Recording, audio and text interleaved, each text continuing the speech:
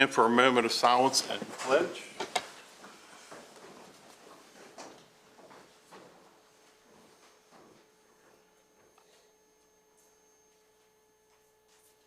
And now the pledge. Pledge allegiance to the flag of the United States of America and to the republic for which it stands, one nation, under God, indivisible, with liberty and justice for all. I now call today's meeting to order. First on the agenda, approval of minutes for March 8th. Questions, comments, motion to approve. Motion to approve. Is there a second? Second. Any further discussion? Hearing none, all in favor say aye. Aye. Thank you very much. Next, Commissioners' comments. Vice President Baker. Say good morning. It's awesome to see a great crowd in the chambers here this morning, and hope you all have a great day. Thank you. Thank you. Commissioner Kiefer. Yes, good morning. Would like to thank our delegation. I think every member of our county's delegation voted to support the gas tax relief at the pumps by about 30-some cents a gallon. I know it was a big help, and I've spoken to a few gas station owners who said they've even seen an influx of people from other states come into Maryland to purchase gas, so that's helped them out. Along those same lines, I've had some employees before the gas tax relief went into place question me about the possibility of in those departments where it may be possible to work maybe 4 10-hour days or remote work if the gas tax, I suppose, doesn't stay in effect after 30 days and gas prices go back up. Might there be an opportunity to help those employees out who do have a hard time paying for those higher gasoline prices? Of course, not every department will be able to do that. I'd want to make sure that our citizens have the same, opportunity to come in 5 days a week during our regular business hours, so I wouldn't want to disrupt that. But just something maybe to consider in the next few weeks if gas prices go back up or continue to stay high to help our employees out. I know we do 4 10-hour days for the highway department during summertime. So it's not unprecedented for the county to do something like that. Again, not every department would be able to do so, but those departments, if we could help out, I think that would be nice. Okay. And Yeah, we can look into that. Obviously, I agree with you that I think that the offices would have to be open 5 days a week. There may be a way to do something like that, but we can certainly take a look at that. And I would say if we do any type of work from home opportunity, the department supervisor needs to be responsible to make sure that all of their work is done, whether it's done here in the office or at home, all of the work that gets done for the citizens get done. But we do have a lot of back office type work that doesn't have regular citizen or customer interaction from day to day that it would be possible. Right. And, obviously, we talked to the board last year about, remote working policy, and we've been continuing to look at that. And we have some different ideas about that. So we'll be coming back and discussing that with you once we get to the point where we're comfortable with that. But I agree, it will be the division directors and department heads' responsibility to make sure that the work gets done and everybody responds in a timely fashion. So we'll take a look at that and we'll come back and talk to you about that some more. Okay. That's all I have. Thank you. Commissioner Wagner. Good morning. And I tend to agree, maybe if it's until see how things go, maybe explore some more work at home policy. Latersburg annual banquet, they had their annual banquet. I attended that. It was very nice to be able to go out and support our local volunteer companies. And I did something I've never done before. Sunday evening, they had a double Eagle Scout ceremony. Two scouts became Eagles. And that was Andrew Neisser and Nick Bovenkamp. And that was a ceremony conducted by, it was Troop 66 and the Order of the Arrow, which I don't know if everybody knows what that is, but it was just a real nice ceremony. And I just really congratulate those two young men for achieving that. That's all I have. Thank you, Commissioner. Big news yesterday was the Hitachi rails coming to Washington County. A little early to be thanking everybody, a lot of people involved, but someone who was left out was Scott Hobbs, him and his staff behind the scenes did a lot of legwork that no one knew about to help Washington County attract an international manufacturer to our locality. So Scott, I want to make sure you and your team get some recognition for that. I also attended the St. Patrick's Run Fest down in Hagerstown Saturday, well attended. I think there was over 300 plus people there running an event, and people were patronizing the restaurants early in the morning. Also attended the Latersburg Fire Company banquet. But if you recall that Saturday night, we had some snow and heavy winds. I want to credit our highway department who were out in many locations clearing roads that were blowing shut. So again, they were there going beyond the call of duty.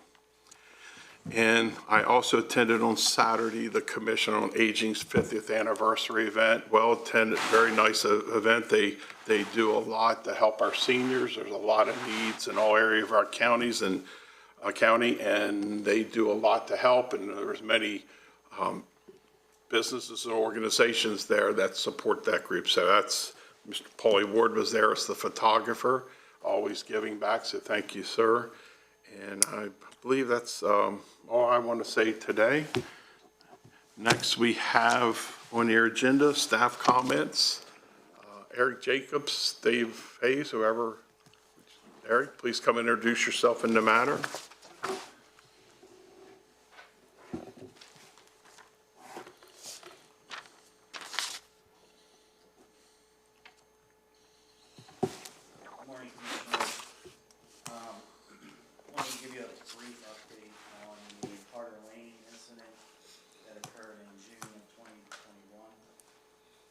Based on the appointed committee by both Director Hayes and your body. The kickoff meeting was on February 7th, 2022. I'm sorry. Those selected committee members were assigned to subgroups based on the report findings. They were broken into a leadership subgroup, a safety subgroup, a staffing subgroup, and policies and procedures. The work is ongoing, and we have a meeting scheduled this coming Thursday. I'd like to take the opportunity to thank the external fire service leaders who completed the initial after-action report and those who are assisting with this committee. This is not a simple task, and exceptional work is being completed. A comprehensive report with recommendations will be completed prior to April 22nd, 2022. Any questions? Thank you, Eric. Thank you very much. Appreciate the update as promised. Are there any other staff prepared to make any comments? Next up, we have, well, attorney. No comments. Mr. Downey. I'm sorry, Commissioner, County Administrator John. Thank you, President Klein. Good morning, Commissioners. Good morning, everyone. Just a few things. I'll just follow up on, obviously was a big announcement yesterday about Hitachi, and Commissioner Klein had mentioned Scott and his team. Sometimes I hesitate to point out because I don't want to forget anybody, but obviously our business development, our PR, I mean, there were a lot of county people who are involved in this, and the county commissioners for all your support through that whole process. There'll be more information to come as we move forward, but it was an exciting announcement, and again, there'll be more information about that coming out over the next few months and in the next couple of years. So that was a big thing. You also mentioned our employees. I do just want to thank all of our employees, our highway department, obviously in that particular situation we're talking about, but our employees work, they work really hard, and they provide valuable services to the citizens of the county. And so I just want to thank all of our employees. We have one group here in particular this morning that we're going to thank, but they're all smiling back there because I asked them all to come down this morning.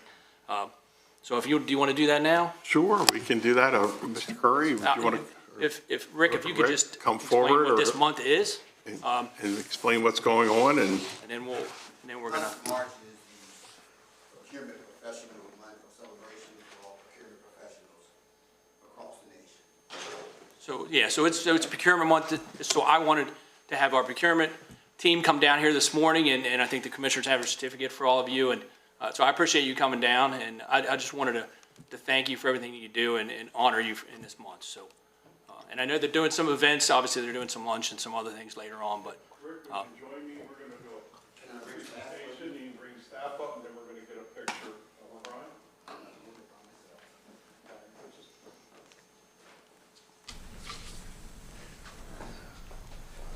Come this way.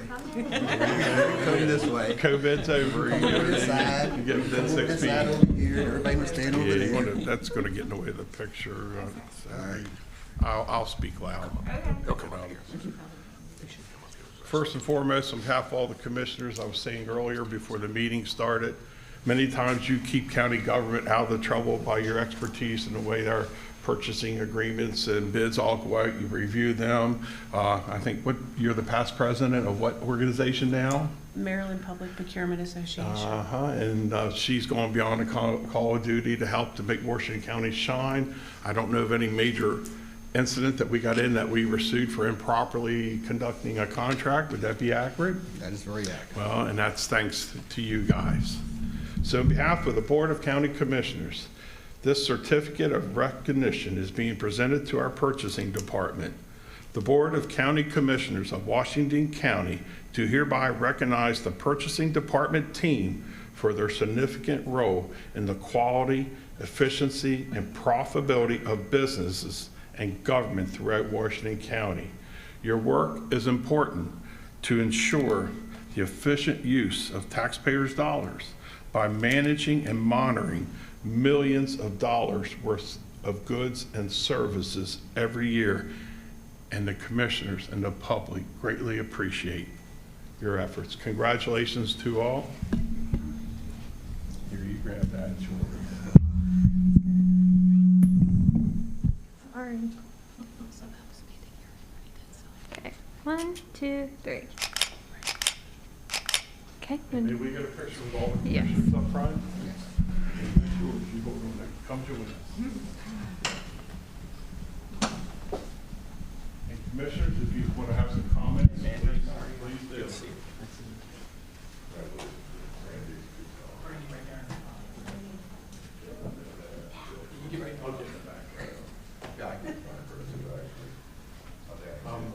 Commissioners, any comments? Commissioner Kiefer, Wagner, Commissioner Baker? Congratulations and thank you for everything you do all the time. Okay, here we go. 1, 2, 3.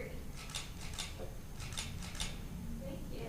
Thank you very much. I just want to say, if you wasn't supported this board, the previous boards, you wouldn't be this on. Thank you. You guys are awesome. Thank you.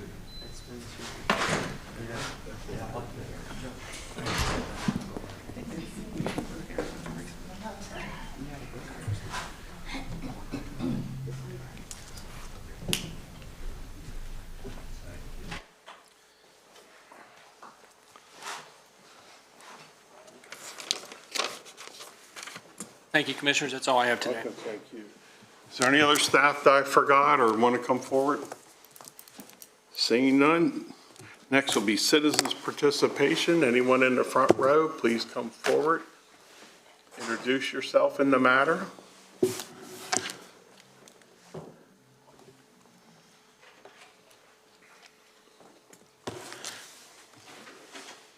Good morning. My name is Emily Stiles, and I am the Washington County and alternate Maryland State Dairy Princess. Good morning, President Klein, Vice President Baker, Commissioners Kiefer, Wagner, Administrator Martriano, Mr. Downey, and Ms. Preby. Happy National Agriculture Day. American agriculture is the envy of the world. Do you realize each American farmer produces enough food and fiber to feed 166 other persons? Much of the world owes its survival to the efficiency of the American farmer. I am proud to be a part of this modern miracle. As you are aware, the Washington County Department of Business Development's Agriculture Division has embarked on a Faces of Farming public relations campaign. I stand before you this morning not only as a dairy princess, but as a face and the future of farming.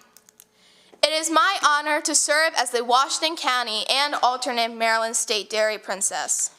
Washington County is a powerhouse in agricultural production. Agriculture is the #1 industry in our county. We have 110 dairy farms and over 13,000 milk cows that produce a value of over $48 million. This ranks our county first in the state for dairy production. Now that's fantastic. As Dairy Princess, I view my job as an ambassador for the dairy industry, working to build the bridge of understanding and respect between the farming and non-farming communities. As a spokesperson for the dairy industry, it is my hope to educate the consumer that milk, nature's most perfect food, and our state beverage, is a wholesome, nutritious, safe, and delicious product to enjoy. Founded in 1973, National Ag Day is a day to celebrate and recognize the importance of agriculture to our everyday lives. Our daily life relies on the American farmer to provide basic needs such as food and clothes. This year's theme for Ag Day is Growing a Climate for Tomorrow. American dairy farmers are true environmentalists. Today's dairy farmers are the more efficient in their productivity and are committed to continuing to use the best practices for our earth. As with everything, there are two sides to the dairy story. Today's dairy farmers face daily hardships. Sometimes it is difficult for consumers to see beyond the shelves of their grocery stores. My job is to try to find ways for the consumer to understand better. For example, Americans spend over $1.2 trillion for food. If we break this down into $1, most of the dollar, 36 cents, goes to restaurants for their service to host, prepare, serve, and clean up our meal. 15 cents goes to food processors, where food goes after leaving the farm, such as bakeries, meat and dairy processors, and frozen food manufacturers. How much does the farmer receive? Only 7.8 cents. This is the amount received after paying their production costs such as electricity, fuel, and feed for the animals. However, production expenses for farmers are predicted to increase 5.1% in 2022, according to the USDA. And that was before all of the recent political turmoil. In addition to production expenses increases, farmers are faced with continual environmental regulations, climate initiatives, tax reforms, trade agreements, and the list goes on. In particular, dairy farmers have expenses such as hauling expenses, cooperative fees, and dairy checkoff advertising fees all deducted from their paycheck. And yet, dairy farmers continue to weather the storms and face each new day. Part of the mission statement of Washington County government states, promoting education, economic opportunities, public health, safety and welfare, protecting the environment and cultural resources we share. These efforts go hand in hand with agriculture. I applaud your efforts in supporting agriculture and Washington County's dairy industry. By working together, we can continue building that bridge of understanding and respect. So, in conclusion, I would like to raise a glass of wholesome, delicious, real milk and say thank you to our dedicated, hardworking, environmentally conscious dairy farmers and the Washington County Commissioners for your work in supporting dairy farmers in their endeavors. In appreciation of your support, I would like to present you with a print in celebration of National Agricultural Day, 2022. This milk is for you. Hey, very good. Thank you very much. All right, as we continue with citizens. She's got something she wants to present to all of you. So you guys make. All right. You want to take it? Oh, my. Thank you for all of your support for American Let's get a agriculture. photo out here for all the commissioners for this presentation. We'll come right back out. Thank you. Tell us about the photo or the painting. Where's it at? This is a agricultural dairy farm scene painted by Bonnie Moore, who is a farmer's wife to a dairy farmer in Wisconsin who is nationally known for doing dairy painting.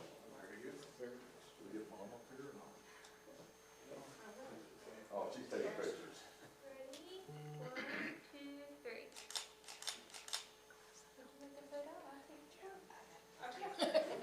Good job. Thank you. Okay.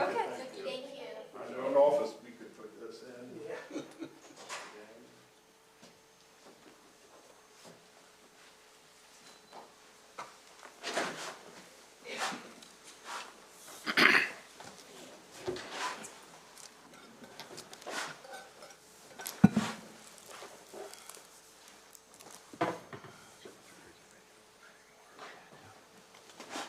Thank you. Continuing with citizens' participation, anyone else? Please come forward, state your name and address for the record.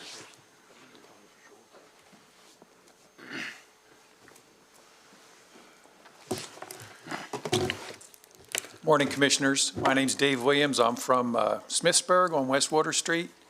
First, I'd like to congratulate the Department of Business Development and everyone involved in bringing Hitachi Rail to the county.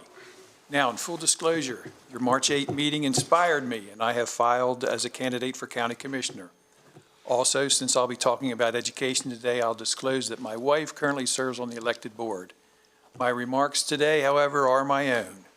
I'm here today to urge you to fully fund the FY23 Board of Education budget request. On March 8, during the Board of Ed budget presentation, Dr. Michael warned you of a growing education staffing crisis impacting the state of Maryland and Washington County. He reported that since the start of the school year, 16 administrators have left WCPS for better paying positions. He reported that around 40 or 50 teachers have also left for greener pastures. Excuse me. He told of the difficulty of hiring education support personnel at the current rate of pay. He also warned of the shortage of teachers graduating from college to enter the workforce. Let me quote from part of Dr. Michael's warning. Quote, "You don't want to open the school year next year 10 teachers short and another year away 100 teachers short. Nobody wants their third grade child taught for a whole year by a non-certified teacher or a non-teacher, period. And that's what's coming for a lot of other counties, and it's going to come to Washington County," end quote. Dr. Michael compared the hiring and retention problem growing in the school system to the problem you recently addressed in the Sheriff's Department. To address their hiring and retention problem, you raised salaries and adjusted scales. By fully funding the BOE budget request, you'll begin to address their growing education staffing crisis. 2 years ago, teachers received a 1% pay increase, and last year a 1.25% increase. Not enough to keep up with inflation back then, let alone now. Fully funding the budget will allow enough of a resource pool to do a little better for FY23. Any budget reductions you impose will most likely have to come from that resource pool, since nearly all the other budget line items are at status quo fixed rate levels. If you want to begin to address the coming staffing crisis, the budget must be fully funded. Can you afford to do it? Well, here's what I found when I went back through your Citizen's Guide to the Budget documents. I looked at the published dollar amounts, and I did some math. Back in 2013, the Board of Education accounted for 45.8% of the county general fund budget. In 2014, it was down to 45%. 2015, 44.4.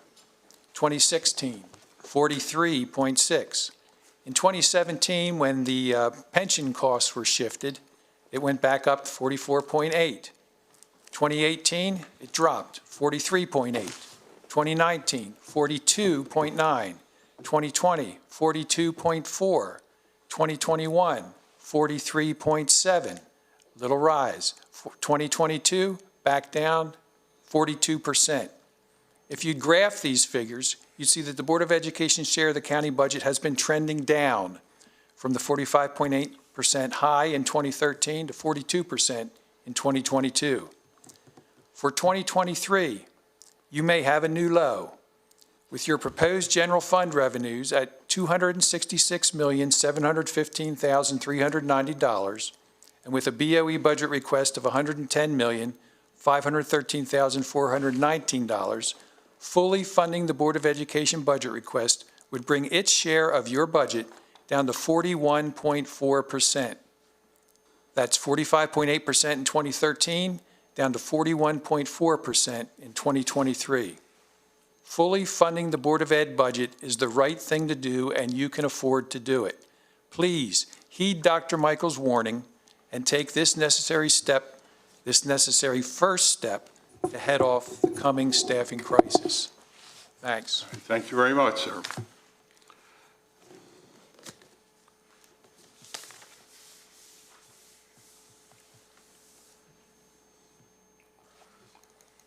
Continuing with citizens' participation, is there anyone else? Seeing none, we'll move on with our agenda. First up, intergovernmental cooperative purchase.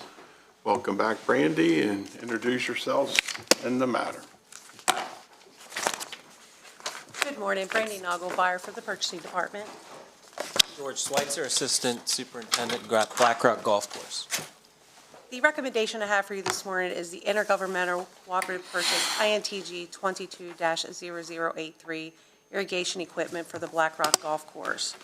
Move to authorize by resolution for the Black Rock Golf Course to purchase irrigation equipment for a total cost of $52,530.55 and to utilize another jurisdiction's contract awarded by the state of Maryland to turf equipment out of Jessup, Maryland.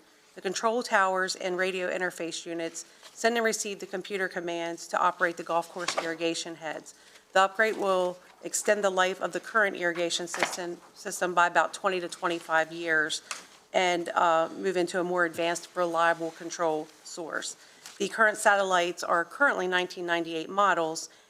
They're outdated, poor operational condition, currently inoperable, and in serious need of repair. The Code of Public Local Law does provide that the Board of Washington County Commissioners may utilize another contract awarded to another agency, as long as we follow the same terms and conditions of that contract. The county will benefit with a direct cost savings by utilizing this contract due to the economies of scale the contract has leveraged. The funding is available in the Black Rock Golf Course operating budget. Commissioners, comments, questions? Motion to approve. Second. I have a first and a second. Any further discussion? Hearing none, all in favor say aye. Aye. Aye, 4-0. Thank you very much. Thank you. Thank you. You're welcome. Next up, FY23 School-Based Health Center Grant. Rachel Souders, please introduce yourself in the matter. Good morning, Rachel Souter, Senior Grant Manager, Office Grant Management. The Washington County Office of Grant Management, on behalf of and at the direction of the Local Management Board, is seeking approval to submit a grant application to the Maryland State Department of Health and accept funding as awarded for 2 school-based health centers in Washington County, located at South Hagerstown High School and Western Heights Middle School. The centers provide exams, prescriptions, and nutritional assessment, order lab work, and assist in the management of chronic conditions such as asthma and diabetes. Meritus Health is the clinical provider contracted to provide these services, and funding in the amount of $10,019 is included in the award for county administrative support. Motion to approve. Second. I have a first and a second. Any further discussion? Hearing none, all in favor say aye. Aye. Aye. Thank you. Next up, fiscal year 2023 annual transit grant. Please introduce yourselves, folks, in the matter. Rachel Souders, Senior Grant Manager, Office of Grant Management. Kevin Cerrone, Director of Washington County Transit. I'm here to request the board move to approve the resolution authorizing the filing of the application for a grant under the Federal Transit Act and approve the execution of the grant agreement upon receipt, subject to review and approval by the County Attorney's Office. Washington County Transit annually applies to the Maryland Department of Transportation and Maryland Transit Administration for federal and state operational and capital grant funding through the Annual Transportation Improvement Plan. The grant funds are used to operate authorized transportation programs within Washington County, which includes the Section 5307 Public Transportation Fixed Route Program, the American Disability Act Complementary Paratransit Program, the statewide Special Transportation Assistance Program, aka Ride Assist Voucher Program, and the Capital Assistance Program.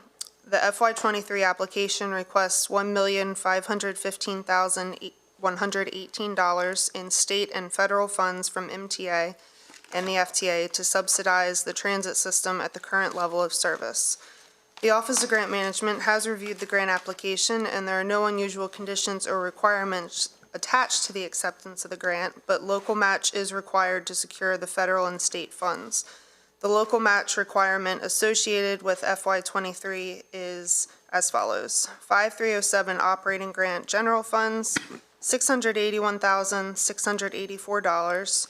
5307 Capital Grant General Funds, $13,630. And SSTAP Grant, $48,972, for a total of $744,286. Does anyone have any You questions? want us to approve the application and the acceptance upon review? Yes, sir. You're stating. Commissioners, Motion to approve. is there a second?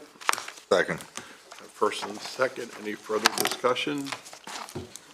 Hearing none, all in favor say aye. Aye. 4-0. Thank you. Thank you very much. She makes it so easy. Next up, Office of Problem Solving Courts Discretionary Grant. Please introduce yourself and the matter. Rachel Selves. Souders, Senior Grant Manager, Office of Grant Management. Kristen Grosninkle, Circuit Court Administrator. This time I'm requesting the board move to approve the submittal of the FY23 Office of Problem Solving Courts Discretionary Grant Application, requesting $309,351.57 and accept funding as awarded. The Office of Problem Solving Courts Discretionary Grant is to assist with the operational expenses and ancillary services of the drug court program.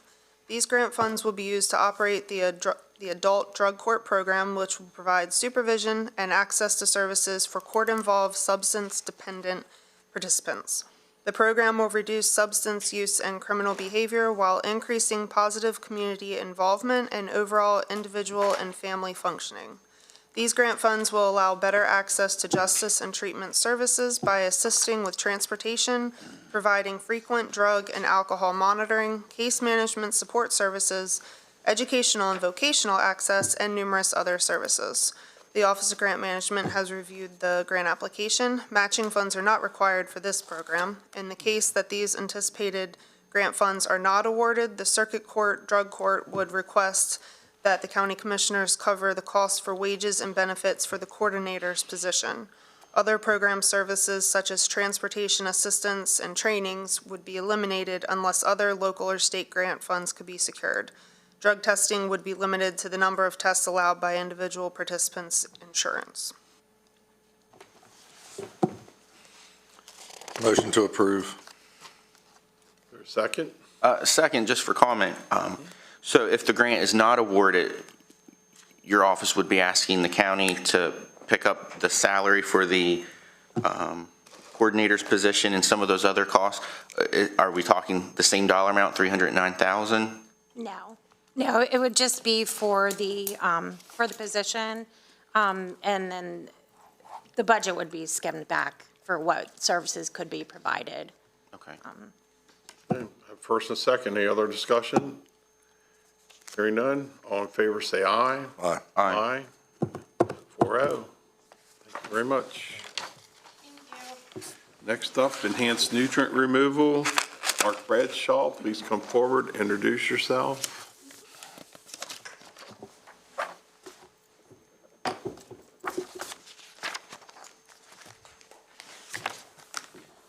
Good morning, Commissioners. I'm here this morning to request approval of change order for Blue Card Horn in the amount of $27,599. This change order will cover the following.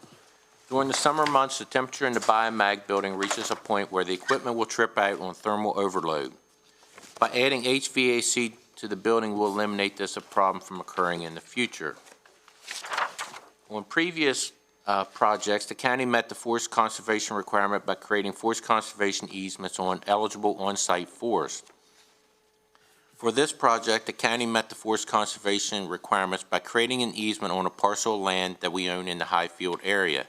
This option was selected in order to eliminate conflicts with the proposed stream restoration project that is being designed. This required additional work when compared to on-site retention. The county has also applied for Maryland Water Quality State Revolving Funds and was approved for a loan in the amount of $3,972,170. One of the MDE requirements for the loan is that the preliminary engineering report must be updated to reflect the proposed design capacity of 0.45, whereas the previous PER that was completed in 2017 was for a 0.6 MGD, and we have funds available in our budget. Mark, I just got a curious question. Up in Highland area, we took the forest conservation and moved it off-site for this. Yes. What, just curiosity, basically, what all's on that Highland site? It's actually a area that we have dedicated for wellhead protection for one of our wells up in that area. So we're designated as wellhead protection area, and we're going ahead and putting forest conservation easements on top of it. So I guess what I was getting at, we're never going to use that. We're not going to tie it up by putting forest conservation. It's already tied up with the Okay. wellhead protection area. Okay. Motion to approve. Second. There's a second. Any further discussion? Hearing none, all in favor say aye. Aye. Aye. Thank you very much. Next up, construction bid award, spring tree planting. Scott Hobbs, please come forward, introduce yourself and the matter.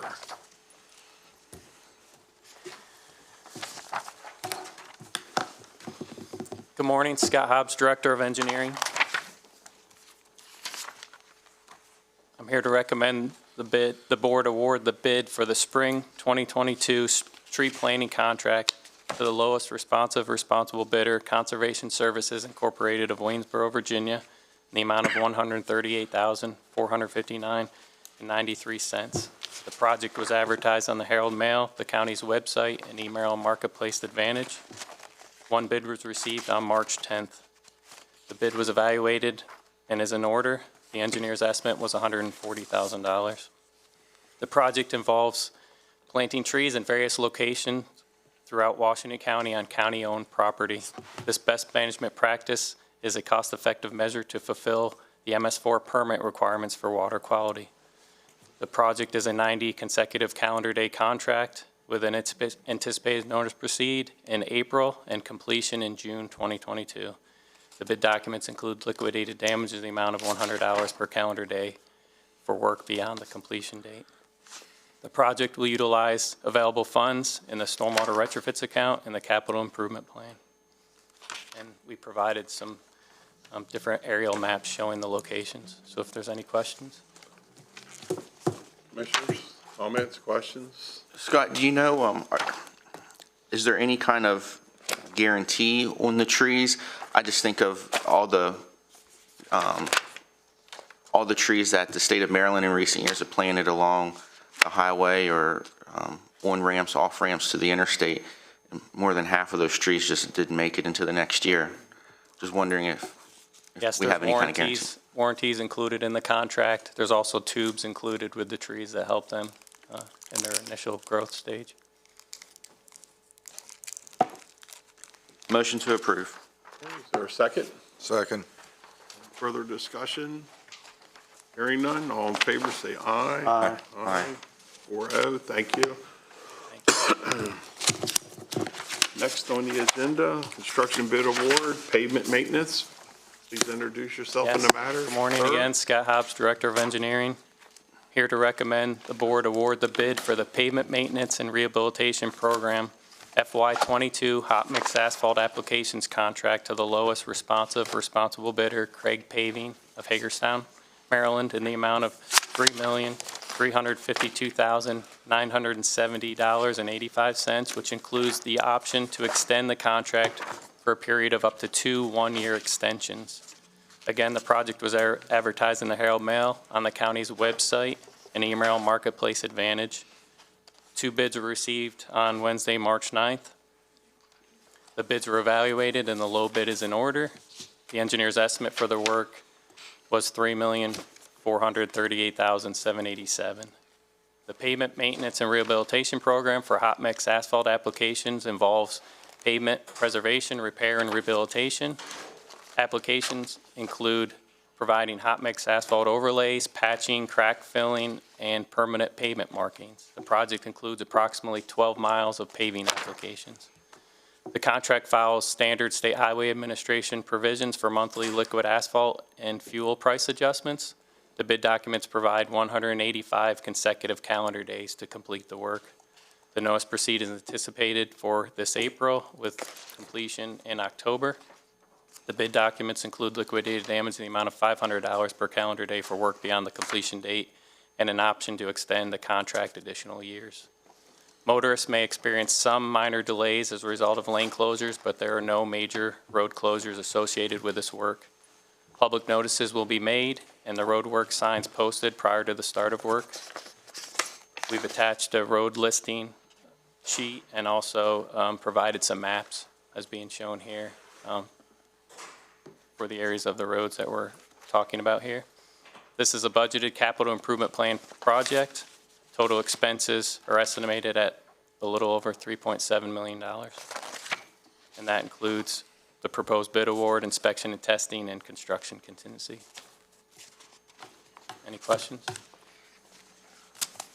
Motion to approve as presented. Is there a second?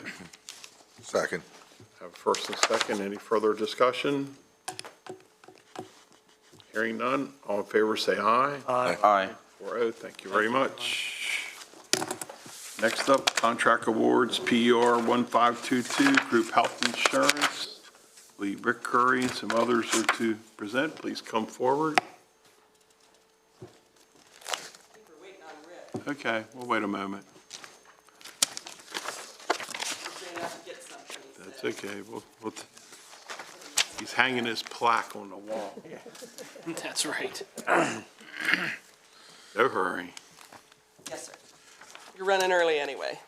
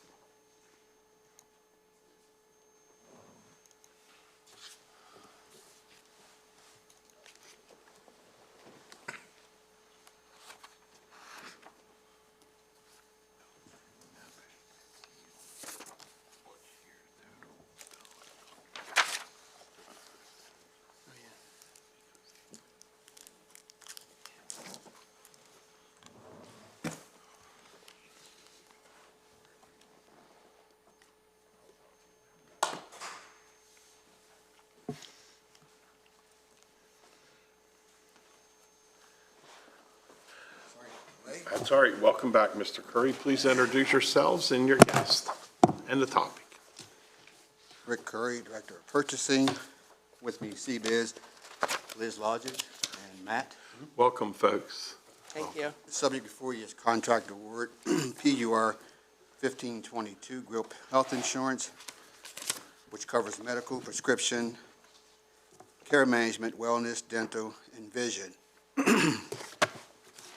Move toward the county's health insurance to the responsible proposer for each coverage as listed in the RFP, and as follow. Aetna Life Insurance of Hartford, Connecticut, who is the incumbent for medical care, management, and wellness. Employers Health, CVS Caremark, Canton, Ohio, incumbent for prescription drug coverage. Delta Dental of Pennsylvania, who's also an incumbent, Mechanicsburg, Pennsylvania, for dental coverage, and IMED of Mason, Ohio, for vision coverage, as recommended by the committee. The RFP was advertised on the state's email and Marketplace Advantage website, on the county's website, also in a local newspaper.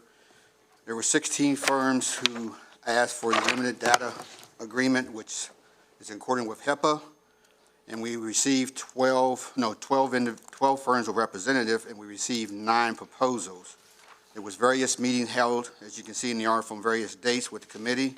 You can also see the committee members who served on the committee, and also the preliminary budget for fiscal year 23, and the recommendation of the committee. At this time, I'll turn it over to CBiz, who will go through the most important part, which is the money, the numbers you want to see. That being said, I'll let Liz start with her presentation with the PowerPoint. Thank you, Rick, but really, my boss here is the one that's going to drive the train today. Well, thank you for allowing us to come and be with you today. So as mentioned, we did go through an exhaustive RFP process, and our recommendations were stated in the deck that's been provided and is being shown on the screen above. We do agree that when we look at, and we categorize the RFP results in a little bit of a bundled section. So starting with medical, the reason we would recommend renewing with Aetna as your incumbent is the fixed administrative arrangement for 3 years, as well as a combination of their provider discounts. We felt was best in class as presented in the RFP. We think that their case and disease management programs are effective for the county. We also are believers in the continuity of the benefit program, so lack of disruption, both in providers and network and current utilized. He's on slide 10. Yep, oh, I'm sorry. Kind of move forward there because Rick kind of covered the first parts of the Sorry about that. Yeah, I'm at 10, but I did jump ahead. I apologize. Any questions on the RFP specs or process or participants? We can go through each slide. We have no problem. Would you prefer each slide you can see where the dollar savings are at? Yeah, I mean, I think we should do that. Yep, I think it should no be- problem. I think that should be what should. Okay, I apologize. I jumped ahead. We're going to start at the introduction, which is page 2. I'll just run through this one real quick. Sure. We issued this RFP back in November 1st of 2021.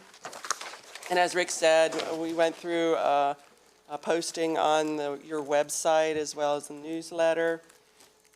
We also reached out to the carriers from an RFP from 2019, so we gave a courtesy email to those participants as well, to let them know that Washington County was marketing their coverages again. We also had a pre-proposal teleconference. At that time, the COVID rate was a little high, so we opted for a teleconference for that meeting. We had 12 members there. The majority were of Washington County and CBIZ, but we did have a few carriers. The bidders were required to submit a quote by December the 10th by 4 p.m. 4 p.m. Date was set in stone, so we did receive some late ones this year, so they were not advanced. The coordinating committee is 8 members. There are various different positions from Washington County. Some are voting and some are non-voting. And then, of course, CBIZ attended all of the meetings, and we are non-voting. The submission of requirements is in a 2-phase approach. You get the technical piece, and then you get the pricing. So we went through the technical piece first to make sure that everybody abided by procurement laws, that they responded to the questionnaire appropriately, and, you know, just made sure that they checked all the boxes and made sure they answered everything that they were supposed to. The second phase is that pricing proposal. That's really bid forms, looking at numbers, and so on and so forth, and, you know, we look at those 2 pieces separately. Vendor submissions, we're on the next page, page 5. We had 16 bidders request, and then 9 responses from those 16 bidders. 2 of them declined to quote due to pricing, and then 5 of them were either radio silent or they submitted past the deadline. Okay, I'm not going too fast, am I? Stay on target for lunch. The stages of analysis, we have that coordinating committee and CBIZ met several times. Majority of those were video conference. We reviewed the technical and qualification piece.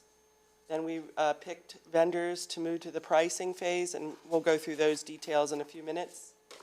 After the pricing phase, we selected finalists so that those members could come for best and final. And then we reviewed the best and final analysis for the last time, and then we chose the winners, so to speak, from that meeting. We have an evaluation criteria for this analysis.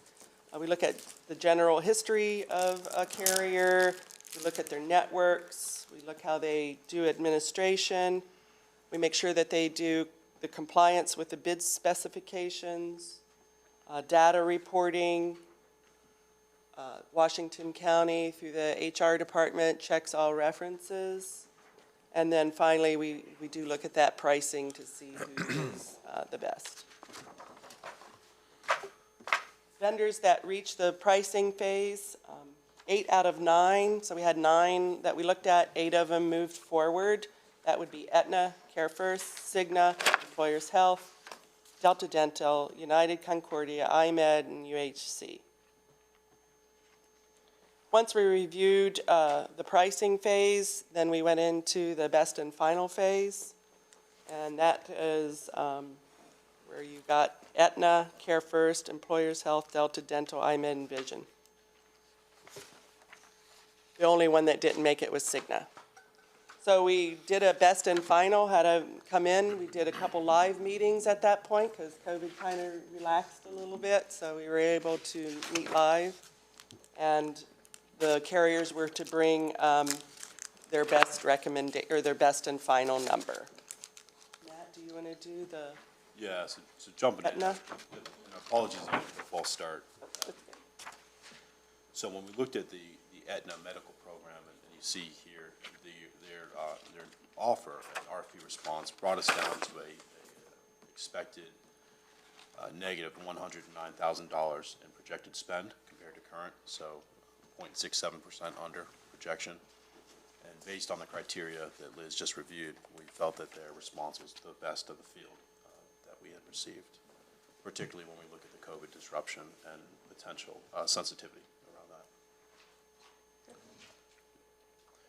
Any questions on the Aetna piece before we move on to the pharmacy? It's pharmacy too. Embedded. Yep. Okay.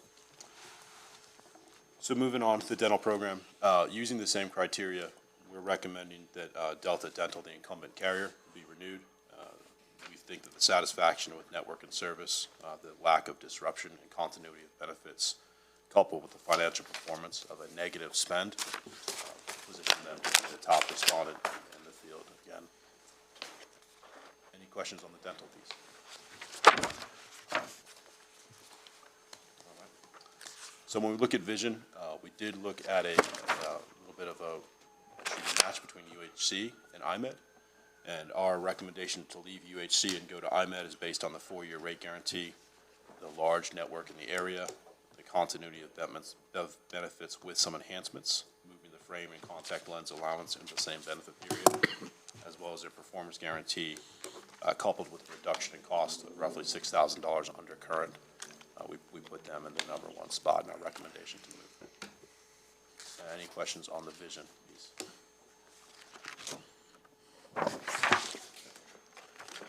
So just summarizing our recommendations, it would be Aetna for medical, Employers Health, CVS for prescription drug, Delta Dental for your dental benefits, and IMED would be Vision. The only disruption or new carrier in place would be IMED and Vision. All the above are incumbent vendors. I just want to say one thing. The recommendation is that of the committee, not of CBIZ. Good point, yes. Any question? Just summarize to the average employee that's watching, any cost, additional costs over what they've been paying? For the employees, sir, is that what you said? There is no plan design change. I'm not able to Copay, answer. all that stays. Oh, yes, that stays the same. Plan design remains the same.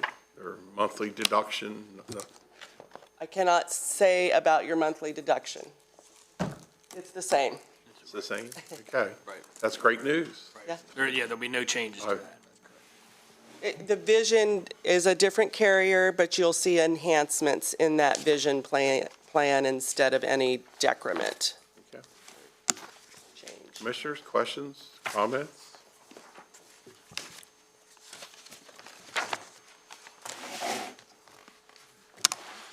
Calls for a motion to award, is that correct? Yes. Commissioners, comments, thoughts? Motion to award. Second. First and second, is there any other discussion? Hearing none, all in favor, say aye. Aye. Aye. 4-0. Thank you very much. Great news. Thank you. Yes. Thank you.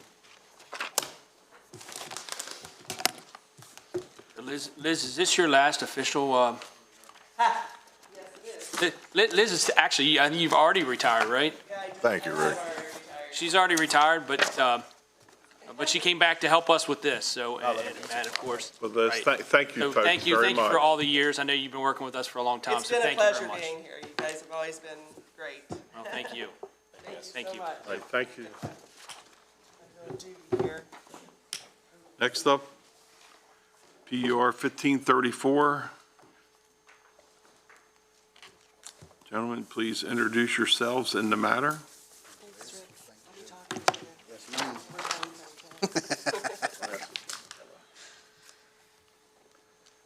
Morning again, Rick Curry, Director of Purchasing. Josh O'Neill, Division Director of Information Systems. So before you is bid award PUR 1534 networking equipment. Recommended motion to authorize the approval for the purchase of networking equipment from Teltech System Incorporated of Westminster, Maryland, who submitted the lowest sum in amount of $231,239.72. The bid was advertised as normal on the various websites, local newspaper, individuals, 60 downloaded document, received 10 bids.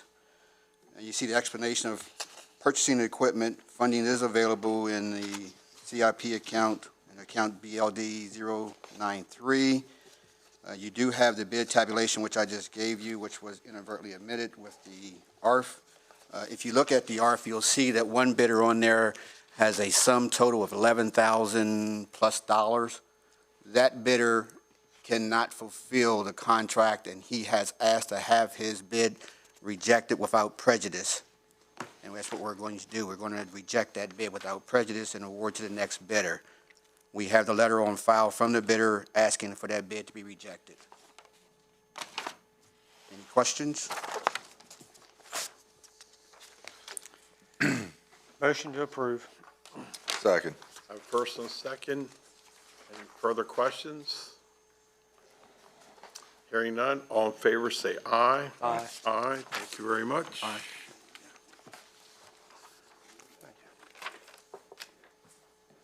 Thank you. Thank you, Rick.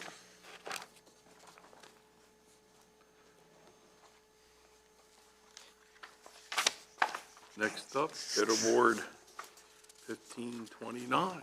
Again, morning, Rick Curry, Director of Purchasing. Josh O'Neill, Division Director of Information Systems. So before you, bid award PUR 1529, Pure Array Storage Capacity Expansion. Move to award the procurement for the Pure Array Storage Capacity to responsible bidder, GHA Technologies Incorporated of Scottsdale, Arizona, who submitted the lowest sum in amount of $150,122.32. The bid was advertised as normally on the various websites, newspaper. You can see the number of individuals who downloaded the document. We received 2 bids, as you can see on the attachment, which one was deemed non-responsive because they modified the bid forms and didn't submit in the proper forms that were requested to be done to do. Scope of the project, there's an explanation for that, and fiscal impact. This is paid for out of ARPA grant funds, and that was previously approved by the board. Are there any questions? Commissioners, thoughts, comments? Motion to approve. Motion to approve. Is there a second? Second. First and second, any further discussion? Hearing none, all in favor say aye. Aye. Aye, thank you, gentlemen. Next up, minor boundary modification. Linda Spence, please come forward, introduce yourself and the topic. Good morning. How are you? Linda Spence, Business Specialist for the Department of Business Development. I'm coming before you today because I had a request to modify the boundary of the Foreign Trade Zone's Lakeside Corporate Center's subzone. This boundary is an 80-plus acre zone that we are what's a 276 acre zone, that we are proposing removing part of that zone and putting in 80 acres somewhere else. So as the grantee for the foreign trade zone, we are asking that the commissioners approve and sign a letter indicating that they approve the modification.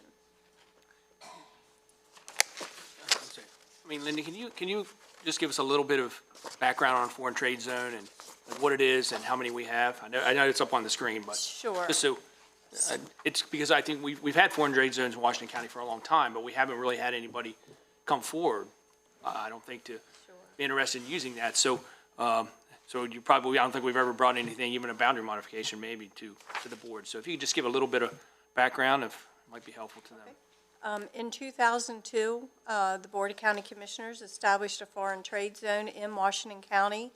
There were 7 sites or subzones. 2 of them have been removed for lack of interest. We have never had any company or site activated or interest. 2 weeks ago, I was asked to activate and modify a boundary for 3 specific companies. 2 that are still pending, 1 at Lakeside Corporate Center, which is the former Fort Ritchie site, that is ready to activate and take advantage of the foreign trade zone status for Washington County. That's at 200 Lakeside Drive, Castle Drive, I'm sorry.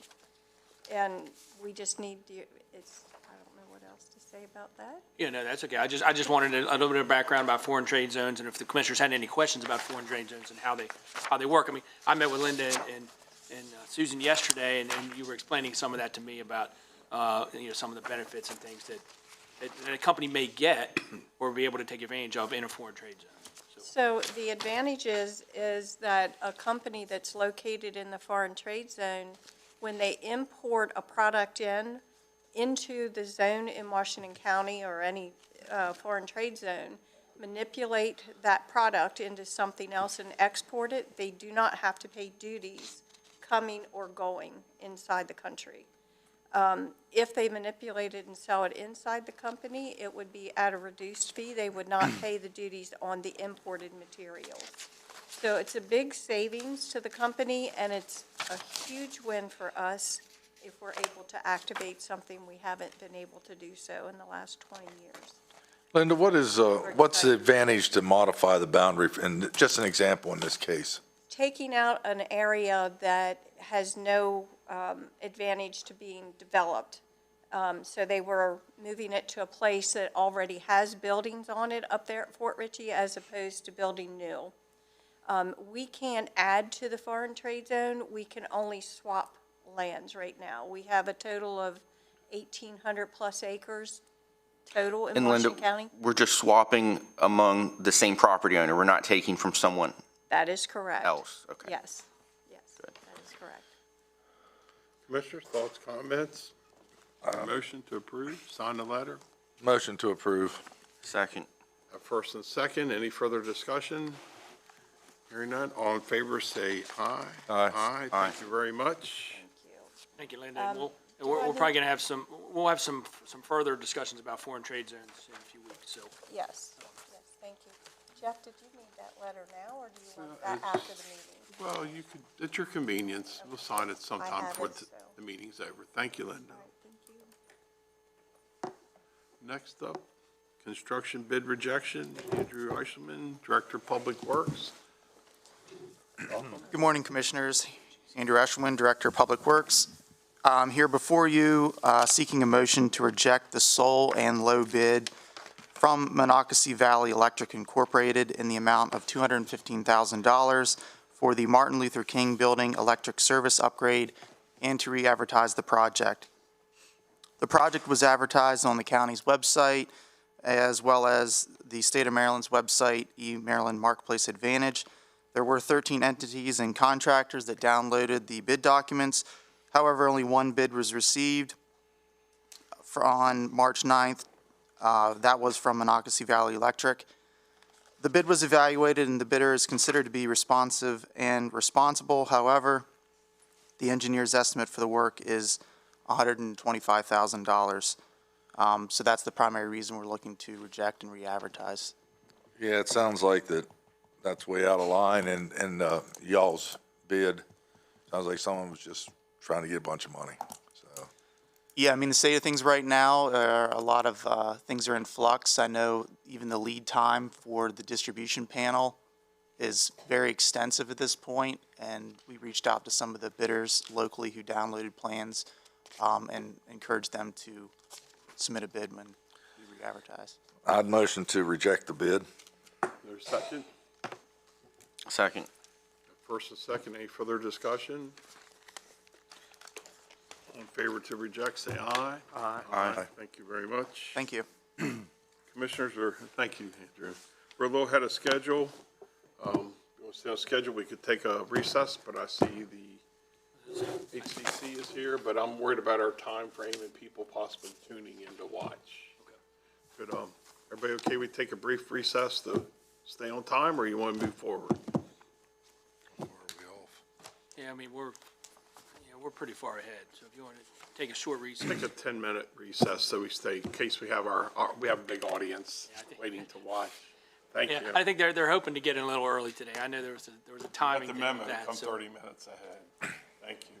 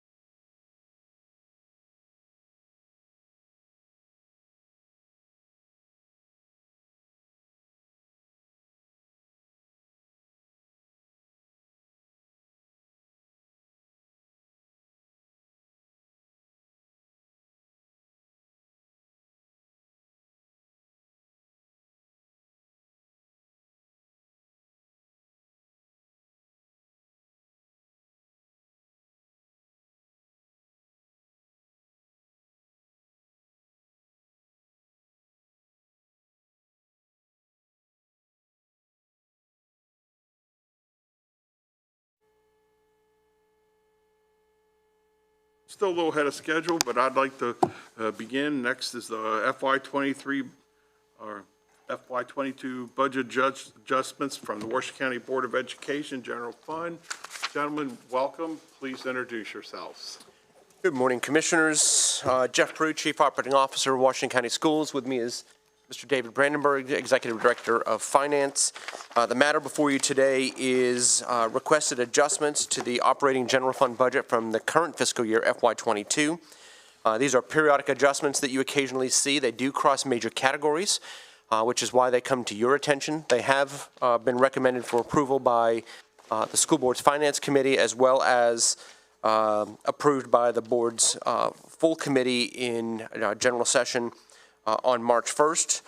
The categories are predominantly savings that you see resulting from staff turnover and vacancies that we've had over the course of the school year, being offset with some increased expenses in mid-level administration, operation of plant, and maintenance to keep the facilities going. But we are happy to answer any questions you have on any of the specific line items.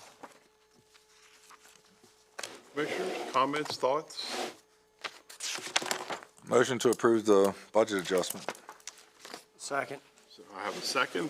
First and a second. Any further discussion? Hearing none. All in favor, say aye. Aye. Aye. Thank you, Commissioners. Thank you very much. Thank you. Next, fiscal year 23 budget presentation, Hagerstown Community College. Thank you, Mr. Chairman. There are two things I've learned over the years. First off, if you're coming to the Washington County Commissioners, you better come early and bring lunch. I know that. Whoa. And the other thing Thank is, you. always beware of college presidents who are handing out gifts. So that's just a warning to you all. Here are some lapel pins. I'm wearing my Washington County lapel pin today, but to celebrate our 75th anniversary here, I want to let you all have those. But let's talk a little bit about our budget. And I've got some slides, I think, that we submitted to you. I'm not sure if... Would you want to introduce your colleagues again? Yes, absolutely, Mr. Chairman. Sorry, I'm so excited about talking about money that I just forgot. Did they bear gifts today, too? First off, Mr. Chairman, I got the person who signs my paycheck every month, and that is John Williamson, who is our chairman of our Board of Trustees. And also we have with us Dr. Heiko Culacerto, who's our Vice President for Finance and Administration. And they're joining me in case I stumble and fall, and they can pick me up and carry me across the line. But want to first off tell you just huge congratulations to you, to your economic development team. Looking last night in the newspaper and seeing the recruitment of Hitachi Rail to Washington County is going to be enormous. And, you know, we have the equipment and we are ready to train those workers. Matter of fact, we had gotten a grant from the Fletcher Foundation probably about 2 years ago. We included in with our CBUS renovation that you all have seen with those new CNC machines in the building. And so that is going to just be ideal for training employees for those jobs that are going to come to Washington County. So I couldn't be more thrilled about that. They're going to be great, high-paying jobs, and so we're ready for the students. Bring them on, and we'll get them trained for great careers. Want to talk a little bit about our operating fund request. Maybe. Oop, that probably was the wrong way to go. Maybe. Here we go. Maybe I'm going. Oh, there we go. Maybe turn it around. There we go.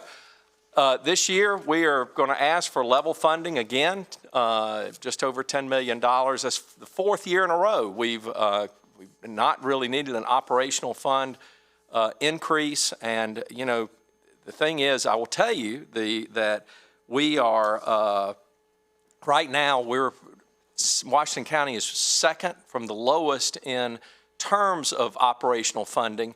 Allegheny is a little bit below us. But, you know, I don't fault you for that because, quite frankly, I've not come to you and asked you for increases in the operational fund. We've been able to run a tight ship. We've been able to be conservative with the operations of the college, and so, you know, we've not really needed it. And we want to try and keep that attitude for as long as we can. With that, we've also not increased tuition. We're not going to increase tuition for this next year. Really happy about that. We have the lowest tuition rates in the MAC, and in the 4 years I've been here, we've raised the in-county rate $2 a credit hour in 4 years, and we did raise the general college fee when we had some increases in IT expenses $1.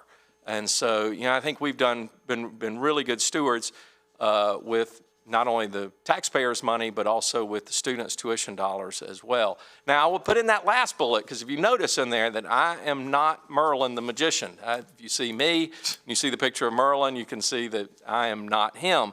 This will probably not continue forever. I will let you know that, yeah, I think possibly next year I could come back and say we might be able to do it again. But maybe 2 years from now, I'm going to come back and say we're going to need some help. It's going to probably be, you know, expenses as, I mean, you all know in your homes. I'm sure you know at the county as well. Inflation is running rampant, and we are seeing that at the college in increased costs and materials, gasoline, everything. And that's just driving up our costs. We'll try and continue to hold the line as best we can, but I think that, you know, quite possibly next year or the year after that, we're gonna might need a little bit of help on operating fund requests. However, until then, let's talk a little bit about the area where y'all have been most generous, which has been in capital. We've got what we call in our submission to the state the Second Drive Widening Project, which really is a terrible name. It actually is a Scholar Drive rerouting project, and you've already got budgeted in your capital budget just over $1 million for this year and for next year for that project. That project is really critical to the way the college is going to be designed really for the next 100 years, but also to provide safety for our students that come in on the Yale Drive entrance, because, you know, probably very soon as that road is finished to connect that new bridge to Eastern Boulevard, the back door is going to become the front door. And anybody that lives in Hagerstown or any part west or north in the county, they're going to come in through that entrance. Only folks like me who live down in Boonesboro or maybe coming from Smithsburg, they're going to use the traditional front entrance. I think you're going to see a huge role reversal, and if you drive in on that Yale entrance drive, right now you empty into a parking lot. Huge, huge concern for public safety. And this rerouting of Scholar Drive will kind of fix all of that, and it'll fix it for all of our lifetimes, that's for sure. Up next, we have, which is not in the next 2 years' capital request, but will be coming up 3 years from now, will be the Advanced Training Center. And that fits right in hand in glove with what's going to go on at Hitachi with advanced manufacturing, mechanical engineering, other electronics programs that we have. That building is up for renovation, and we're going to be starting to take a look at that. Just want to let you know that. Other thing is, I do want to put in here, and I probably should have notified staff I was going to ask about this, but it's a low-level ask, so I figure maybe it's safe. For many years, we have put in a request for Project Open Space funding for the bleachers inside the Ark. They are still the original bleachers that were built in the Ark.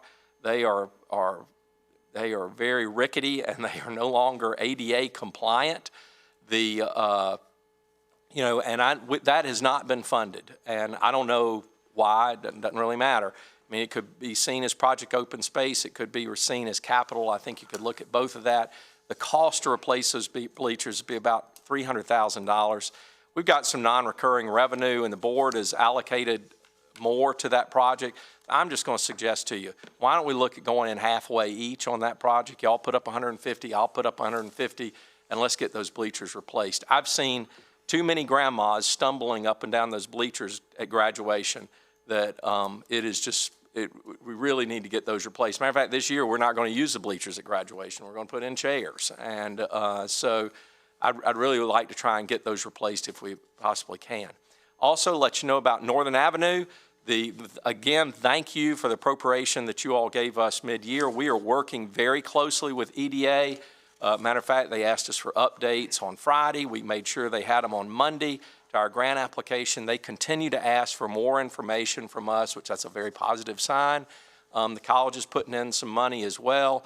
And my hope is we're going to find out about the EDA grant probably in the next 60 to 90 days. And from that, we would get started immediately on that project. I will tell you, I'm more excited about that Northern Avenue site than anything I've ever done in my career. I mean, I'm putting it out there. This is going to be a game changer, not only for HCC, it's going to be a game changer for this community in helping create and train people for the jobs that the community needs. And I could not be more excited about that. Our partnership with ABC, the ability to do more work with WCPS in this area. So it's really great. Super investment by you, by the college, and hopefully by the federal government. Finally, just give you a couple little updates. Medical lab technician, that program will be starting this fall. It's taken me over 9 months and only 3 applications to find an instructor. That is how short and hard it is to find an instructor to teach medical lab technician. We've hired somebody, a lady out of Memphis. She works for a college and they're closing their program. And we were able to, fortunately, she's got a brother that lives in Baltimore. We were able to hire her. And she's going to come up. The problem with that hiring faculty for that position is that what we would pay a faculty member is what their graduates are going to start at when they go to work in the hospitals with a 2-year degree. The other 2 people who applied for that job told us, I can make twice what you're paying me if I continue to work in the hospital. And that is, I mean, it's just a real challenge. With a 2-year degree, you're able to make $120,000 a year working in a hospital, working in a lab. Huge demand. We're really excited. Meritus they're very excited because they're very short, and so are our other area hospitals. So that's coming this fall. With the changes in Kerwin and dual credit, we're expanding the middle college. You know, it used to be just the STEM middle college. It was only STEM backgrounds. Now it is open to business majors. It's open to art and humanities majors. We're going to look at expanding that to all majors next year. So to give more students who are ready to do college level work by 11th grade, give them the opportunity to come to the college and start their careers and their university pathways if that's what they want. I'm looking at another program in health sciences. You'll hear more about that later. And then finally, just want to let you know, I know some of you are always excited to go to Antietam, but the MSO is coming back in July 2nd. We invite all of you to be there and hope that you can come for another exciting year of symphony and fireworks. Now, subject to your questions, that is my presentation. Thank you for everything you've done to support HCC. Hey, Jim, the medical lab technician got my interest. I guess I'm too old, but anyway, when you start that, what's your capacity? Believe it or not, it's a small program. The NACLS, which is the accrediting body, will only allow us to take about 20 students into that program, 18 to 20. And so, you know, it is going to be small. And that's the thing. Most of these programs, like MLT, are very small in nature. It's not like a nursing program where you really can grow that out. And because of that, we're going to look at doing about 20. But we think that that will be fine for Meritus, and it will also be fine for other hospitals in the region to supply their needs going forward. So you'll probably fill up pretty quick with the 20. Yeah, absolutely. As a matter of fact, when the chamber had their eggs and issues at Tech High, I ran into one of the health instructors at Tech High, and she says, I have got students who really want into that program. And at that time, I hadn't hired a faculty member, and so I had to dampen her down and say, look, we may not be offering it this fall because we may not have anybody to teach it. And so I immediately called Cody Pine. I said, listen, let that lady know. Send these students on. Let's get them signed up. We hope to have a full complement going in this fall. I mean, it's a little late on recruiting, but we're going to do that. We also probably will reach out a little bit to Frederick and see if they've got students who've completed the prerequisites. If we've got vacant slots, we may give them some slots as well. But, you know, primarily it's going to be for our Washington County residents. One more question, I'll let you learn. Your training center on Northern Avenue, what's your capacity you think you're going to do there? Oh, gosh. Boy, that's a tough question. I'll have to find out and get back to you. We'll move, because we're going to move all of truck driving there, and we probably run at least 15 students in a class, run 2 different classes every 15 weeks. So, and you're looking at, that'll be 3 times a year. You're looking at probably 60 to 80 people in truck driving. That's Class A, that's not Class B. Right. Then you've got forklift, we'll probably run that program 2 or 3 times a year, 20 people. Then you've got all the people that ABC trains. And, you'd have to ask Amos McCoy about that. What that's going to allow Amos to do is move from just doing his programs at night to doing programs in the day. And he's going to be able to kind of expand the number of students that he's able to take on, as long as he can get his faculty in there to teach in the daytime. So I think that's really exciting. Plus, we have all the people that we're going to move all the Valley Mall operations over there. So you got all the English language learners, GED students, all of those will be over there at the Northern Avenue site, which the benefit from that is while they're there learning ESL, getting their GED, we can bombard them with propaganda, try and get them into a skilled trade. Hey, look, we've got these great, you can get a job in, 16 weeks, driving a truck or running a forklift. You can get a job for folks that do not have jobs. So really excited about that. And aviation comes next year. I'd love to have that. Oh, boy. If you get out the checkbook, Commissioner Wagner, I'll be glad to start that program tomorrow. Hold on. Dr. Klauber, I'm just looking at a headline in today's newspaper that details the top 10 employers in Washington County, and Hagerstown Community College is number 10 at 775 employees. So you certainly make a big economic impact in the county, but even more so, if you look at employers 1 through 9, Washington County Public Schools, 4,500 employees, Meritus Health, 3,223, Volvo Group, 1,700, Amazon, 1,500, Fiserv, 1,200, Maryland Department of Corrections, 1,100, County Government, 1,000 with 785 part-time, the Bowman Group at 1,000, and FedEx at 900. You probably educate and train employees for every one of those 1 through 9 employers, and probably many others, no doubt.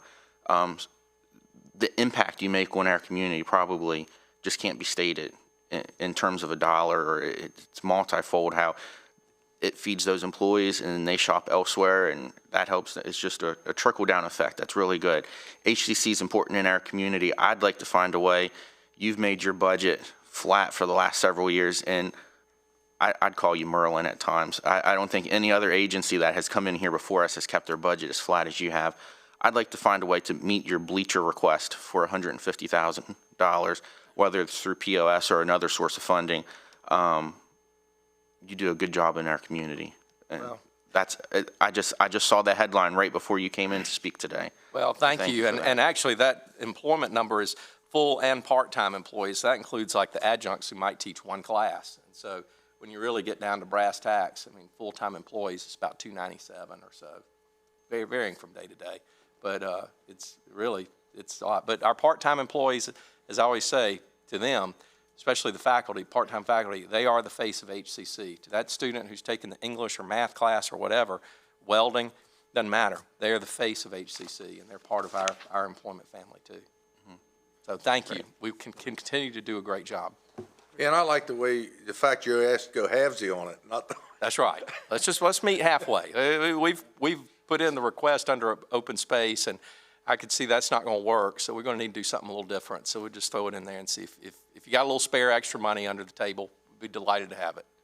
Well, I'll tell you. I mean, staff will take a look at that. I know your original request under POS was for the entire cost or for most 90, of it. So, yeah. So the fact that you're talking about 150, we may be able to do that through POS. We'll take a look at that. If not, we'll see if we can identify another area that we can do that from. But I think 150,000 may be doable under POS. But we'll work on that, and if not, we'll try to identify another source for that. That sounds great. One last thing, you had another.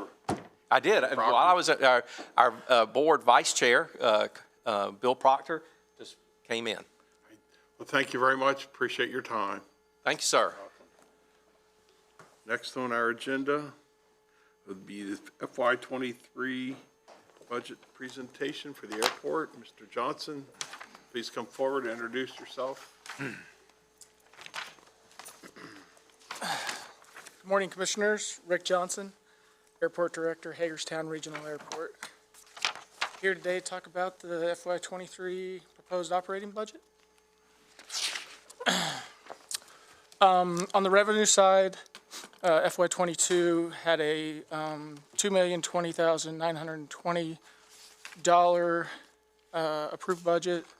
We're looking at a 7.74 4% increase to $2,177,330,000.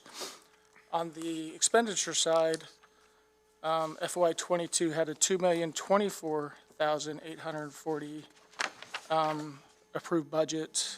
We're looking at a 7.53% increase for a total of 2.177330, which is a zero balanced budget.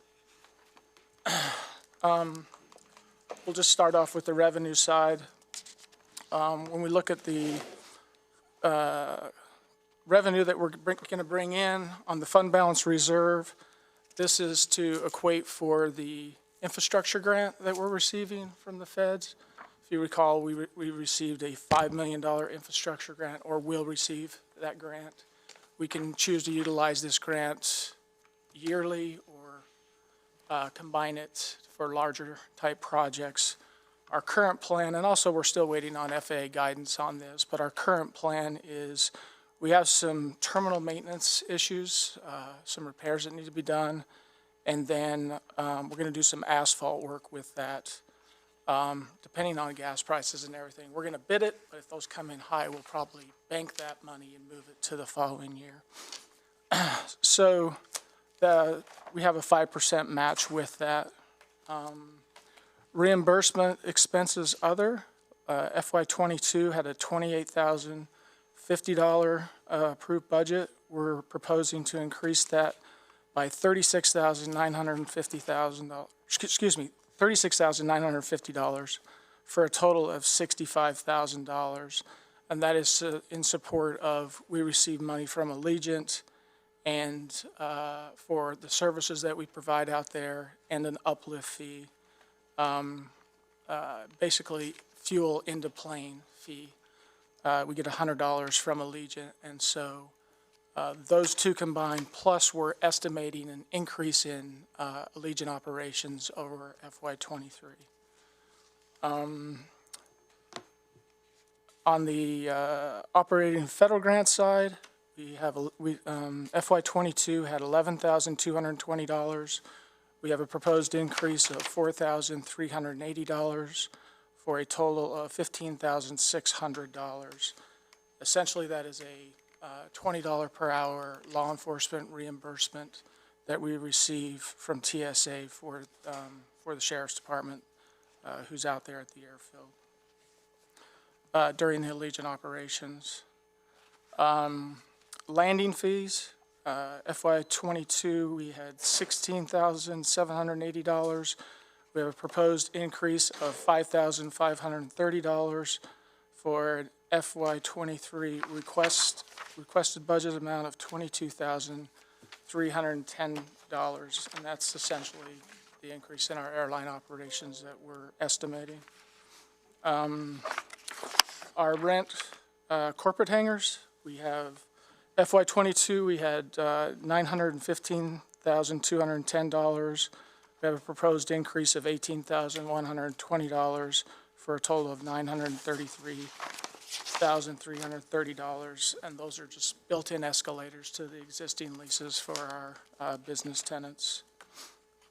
Landing fees,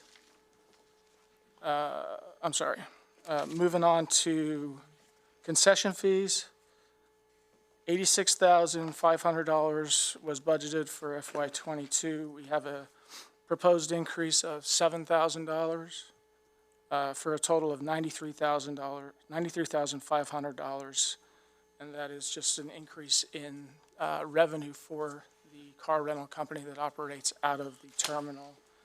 They do a pretty good business out of the terminal there. T-hanger revenues, FY '22, we had a operating budget of $517,950. We have a proposed $14,680 increase for a total of $532,630, and that increase is due to a proposed T-hanger rent increase. One of the things that I brought to the table is a process to evaluate rates and fees across the board for terminal to, and, part of our grant assurances is that we will maintain a fee and rental structure for facilities and services at the airport that will help us be as self-sustaining as possible. This white paper that was done has, we used 4 key economic indicators. We use the CPI. We also evaluate our peer airports, and our peer airports are airports similar to Hagerstown across the country. Same runway length, towered airports, amenities on the field, instrument landing systems. Those airports that are just similar to Hagerstown. And then we dive it down a little more into the region, so airports that are closer to home and same type of criteria that meets similar airports. And then finally, we add airport operations and maintenance cost. The analysis came out to about it did come out to a 4.2% increase. I'm recommending a 3% increase. The board can recommend 0, 3%, 4.2%. The goal here is to not have big increases over time. The goal is to have small increments or 0 increments, but there's an evaluation process that occurs annually to be fair across the board for both the tenants and the airport. I'd be happy to answer any questions on that process. I just had one that goes back to landing fees. Who pays landing fees? What? It's based on the weight of the aircraft, so it's a weight. Like over 12,000, they start getting paid landing fees? It's upper. I'd have to look at it, the structure, but we just get a small percentage. Ryder gets the majority of that landing fee. But it is a weight balance, so the small piston aircrafts, we don't make any money off of those, but the jets, that's where we start to make more money. Okay. I'm assuming that those fees that you're proposing, that there'll be a process, there'll be a public hearing and all that relating to those fees, correct? That is correct. We've talked about that. Okay, so that'll be scheduled, so just the commissioners know, so what he's proposing as part of his budget, there will be a public hearing and opportunity for people to comment and for commissioners to consider it. Rick, a couple years ago, our airport as an enterprise fund was solvent for the first time. And I'm not sure what year that may have been, but would say maybe in the last 3 or 4. It looks like we're solvent again this year based on your budget. Yes, sir. Okay. Pretty close. It looks like you're taking some out of the fund balance, but that's the airport fund balance, correct? That is correct. And that is great to have that, but I would like to be revenue and expenses all covering the cost. But as far as general taxpayer funds? Yes, sir. Okay. Moving on to tab 17-2. We have a small decrease in fuel farm. It's just average over time. The one I did want to point out is rental other. FY22 at $178,260. We're proposing a $13,020 increase for $191,280, and that's just built-in escalators that are factored into the current existing leases. This contract operations, it's $16,500 both in FY22 and proposed in FY23. And that's for outside of normal duty hours supporting Sierra Nevada. They'll cut a purchase order for the airport for the ARF coverage, the firefighters. So like I said, FY22 revenue was $2,020,920, 7.74% increase for $2,177,330. Any questions on the revenue side? Okay, we'll move on to expenses. The first budget is 45010, General Operations. FY '22 was $621,050. We show a $25,980 decrease for a total of $595,070. When you look at tab 17-9, you have wages and benefits, although there's a 2.5% step and a 1% COLA, we show a decrease of $24,870 for a proposed FY '23 budget of $451,940. And that's just averaged out over the years. For appropriations, FY '22, we had $15,000 in there. We're proposing to add $20,000 in there for a total of $35,000. And that is, we're applying or will apply for two Maryland Aviation grants, or a grant for two snow removal equipment buildings with V-blades on them, or vehicles with V-blades on them. We need the smaller trucks to work in and around the parked cars, and our big equipment can't really get in there to do that. If the MAA doesn't support that, we probably won't move forward with those vehicle purchases. But it's 75% MAA, 25% sponsor or county participation. The other big item would be under security. FY '22 had $35,320. We're showing a $34,820 decrease for a $500 remaining in there. And what I was my intent for this security line item is to move it to the airline budget. Essentially, this portion is support from the law enforcement officer, and I just want to tell a complete story that the LEO is only there because of the airline. It doesn't belong in the operations budget. It belongs in the airline budget, and it's just essentially moving it from one budget to another. And then I'll talk about it more in the airline budget, but there's an increase on top of that due to our estimates of increased flights. Essentially, it comes out to 780 hours of times $65 roughly. I think it says 64 something in there once we get to the airline side of that. Any questions on general operations?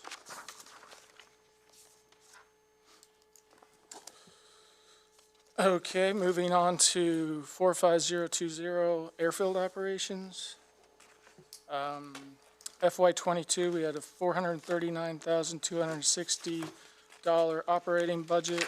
We show an increase of $69,980 for a total of $509,204.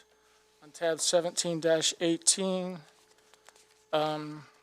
we show wages and benefits, $220,280. We're proposing a decrease of $14,190 for a total of $208,090.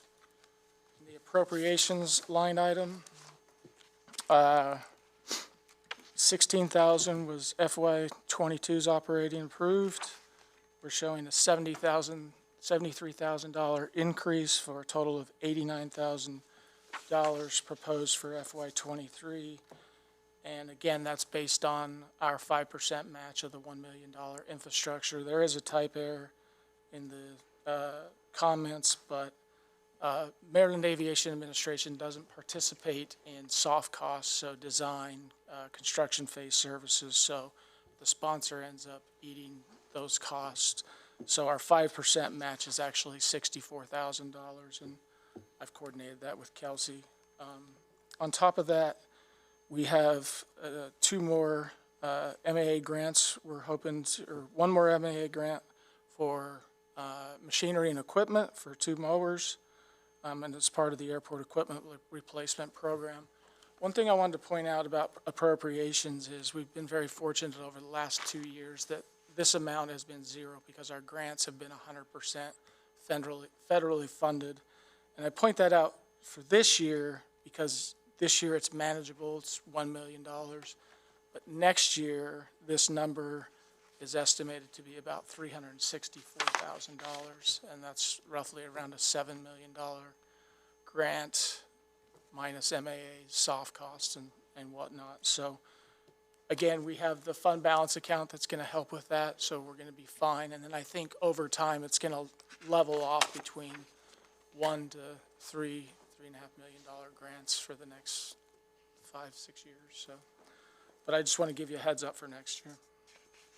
Not too much there.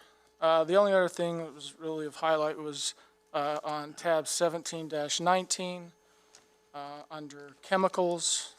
FY22 we had $25,000. We're proposing a $7,000 increase for a total of $32,000. And this is essentially our runway de-icer, our type 1 and type 4 for de-icing aircraft, salting the parking lots and whatnot. I don't think this line item was budgeted appropriately, so I wanted to add some this year, and I'll probably add some next year to ensure that we have enough to cover this winter. And as we were talking earlier, we were fortunate this year that it was somewhat of a mild winter when it came to snow and storms. So,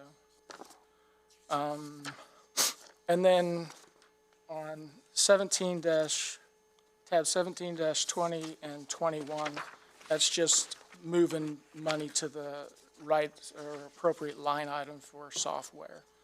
It's just in the wrong line item. Happy to answer any questions on Airfield Operations. Next up is business parks. FY22 is $184,180. We show a $3,730 increase. Under appropriations, FY22 last year we had $15,000. We're requesting an additional $30,000 for a total of $45,000, and that's part of our CIP appropriations, money set aside for roof replacements out there at the business parks. The next one that is set to be replaced is Royal Aircraft, just a plan to keep those hangars nice and the tenants that are paying for them don't have leaky roofs. Any questions for business books? All right, moving on to terminal. FY22 had $218,200. We show a decrease of $7,260 for a total of $210,940. Nothing really jumping out other than for on 17-29, supplies, material, operating, and the next line down, janitorial supplies. It's essentially just shifting funds from one of those accounts to the other and appropriately tracking what is used by customers versus what is used by staff. Happy to answer any questions about terminals. Moving on to T-hangers.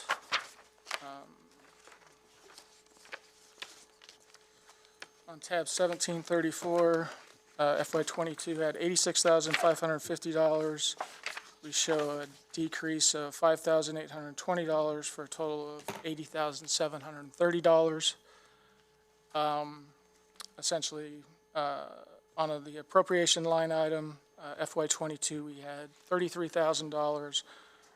We're requesting a $5,000 decrease for a total FY23 proposed $28,000 for the appropriations line item, and that is for the CIP appropriations for T-hanger replacement 1, 2, and 3. So it's the counties and the airport have worked out a plan for future replacement by adding money each budget year. And then I added under 17, oh well, it's on the same page, added $5,000 for asphalt repair. We have some patchwork in and around the hangars that we took care of some of it this year, and we'll take care of more of it next year. Any questions on T-hangars?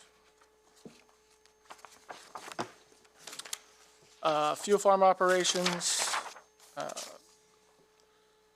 FY22 was $10,550. We're requesting an increase of $1,230 for a total of $11,780. And essentially, that's just us purchasing some spill kits to make sure we're in compliance with FAA and state regulations. Happy to answer any questions on fuel farms.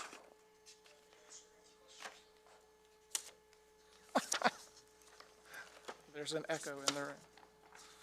Okay, rental properties, tab 1739, $36,300 FY22 budget. I'm showing an increase of $6,790 for a total of $43,090. And that's essentially wages and benefits. That's one that actually shows an increase from FY22 for $13,950, $14,640 increase to $28,590. Any questions on rental properties? And then firefighting, tab 17-42.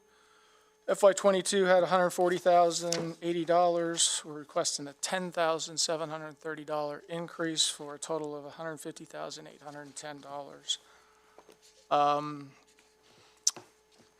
Under appropriations, we've, again, it'll be a MAA grant for 8 SCBA bottles.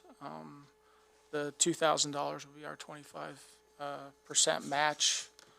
Again, it's contingent on whether Maryland Aviation Administration offers us a grant. The other big ticket item is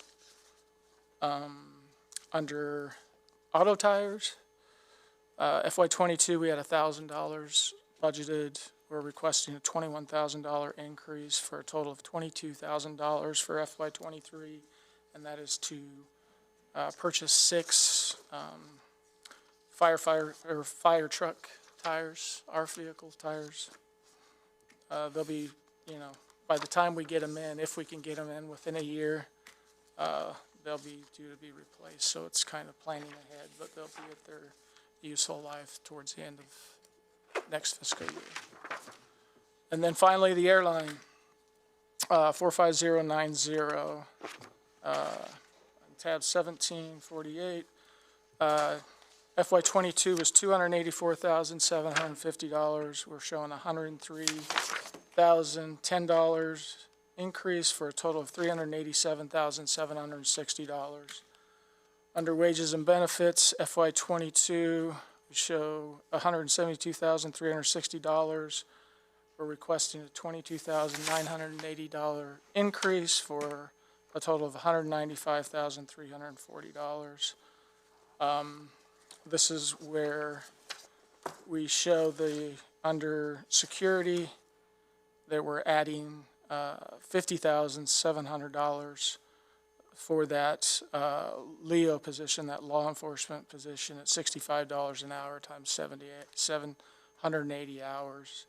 And that's just a TSA requirement for the airline, so that's why I moved it to that budget line item. The other thing is we have a request in for a position to run the snack bar in the hold room area. When we did the renovations, we created a snack bar area. We operated it for a few months. It was very successful, but that person has moved on that was helping us out in that position. And so we really don't have anybody that can do it. So the snack bar has been essentially shut down unless we fill that position. And then finally, under consulting services, I've added some additional money. FY22, we had $10,000. I've added $7,660 for a total of $17,660 for consulting services. And that is to help us grow in our Allegiant operation to try to get year-round service for Myrtle Beach and increase other destinations that Allegiant flies to, and also a starting process to try to get other air carriers into Hagerstown to help grow the airport. That pretty much wraps up what I got. Does anybody have any questions? Rick, one of your requests is for a part-time position for the snack bar. I looked under airline services just to see why we had the big jump there, 36% increase. And it's $13,000, so a small chunk of that, I suppose. I don't know how I personally feel about creating another position, and I know in recent years, maybe it stopped during COVID, but we had the local coffee shop, Pure Vita, right around the corner from the airport, provide some coffee and refreshment services. Why couldn't we continue to use that model if they're not available? Maybe another nearby area restaurant. We've tried to get other people in. It's just not cost effective for them to come in for those 3 hours at a time to have someone come in and take care of that during the flights. Because I spoke to the owners recently, and they really enjoyed doing that. I think maybe we canceled it during COVID, I'm not sure. We did not. They stopped doing it. Okay. As far as I know, obviously I wasn't here, but. I'd like to research, I'm speaking for myself, one of five, research that opportunity a little more, if not them another business. And that way we don't dip into your fund balance, or we dip in a little less, or at 64,000. That could take that down 13,000. There is a revenue side to that. So we have the revenue side, and I'd have to look at it again, but I think it was $24,000 revenue. So half of that was paying for that position on the revenue side of things. So that snack bar makes money. We receive all the revenue from that, not a local business. So I wouldn't be opposed to a local business benefiting. I understand. I'm just, they, from what I know, they are the ones that stop the service. Maybe so. Anything else? All right, hearing none. Thank you, sir. Yes, Thank you, Rick. Next up, FY23 budget presentation, water quality, Mr. Bradshaw and team. Please come forward. State your name and subject. Welcome.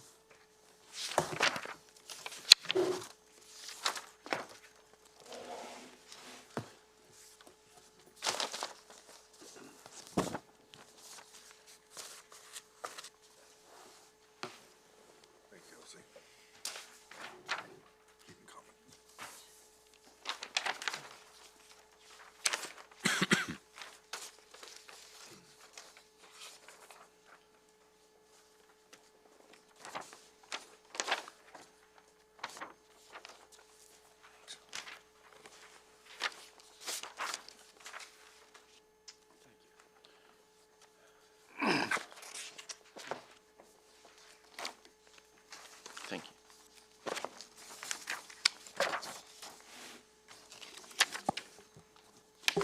Good afternoon, Commissioners. Mark Bradshaw, Director of Environmental Management.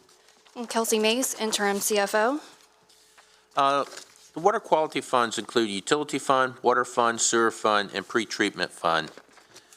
Something important to keep in mind related to these funds is that they share employees, and therefore wages and benefits are allocated based on prior year between the funds. First, we will go through the utility fund, which provides supportive services to water and sewer operations of water quality department. Services provided include administration, lab testing, maintenance of vehicle, and utility fund. The budget decreased by $74,790. Wages and benefits decreased $117,160 due to personnel changes and hiring of several positions has been placed on hold. Operational costs increased by $44,708, mainly due to utilities and costs related to storm water and watershed service department.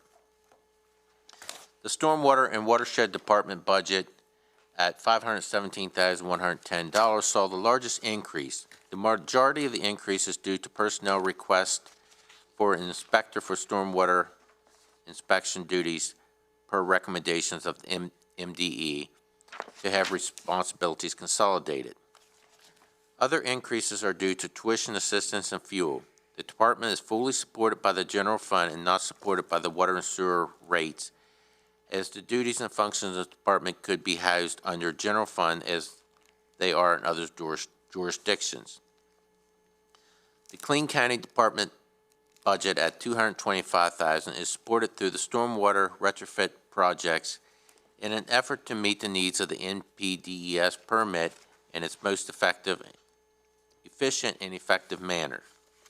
Are there any questions on the utility fund as a whole?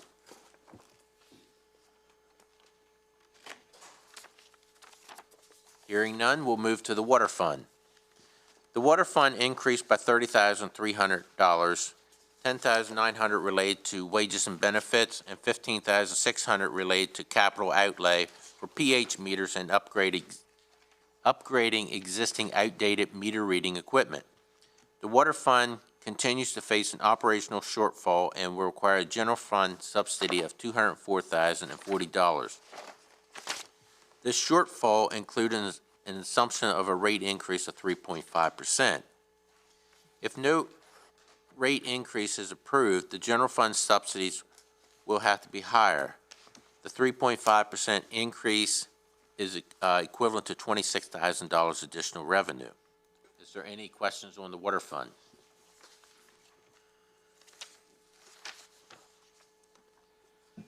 Next is the sewer fund.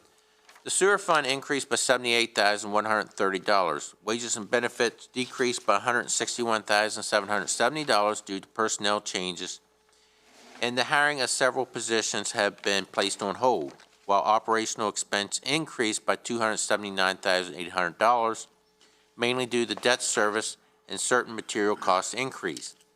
Capital outlay increased by $31,600, mainly due to replacement of non-functioning raw shear mill at the Conicajig wastewater treatment plant. Fund balance of $206,632, as opposed to last year's $626,460, is being used to bridge the shortfall.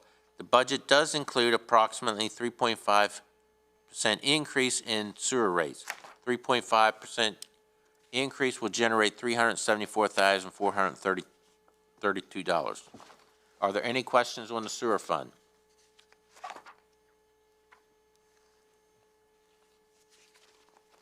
All right, the last fund is the pretreatment fund. The pretreatment fund was privatized in 2006 through a long-term lease, and as a result, operational functions are no longer the responsibility of Water Quality Department. The privatization allowed the county to maintain compliance with EPA regulatory regulations at substantial savings. The cost in this fund is debt service of $472,860. Lease payments are made in the amount of $345,000, and the remainder is drawn down from the fund balance. Do you have any questions on the pretreatment fund?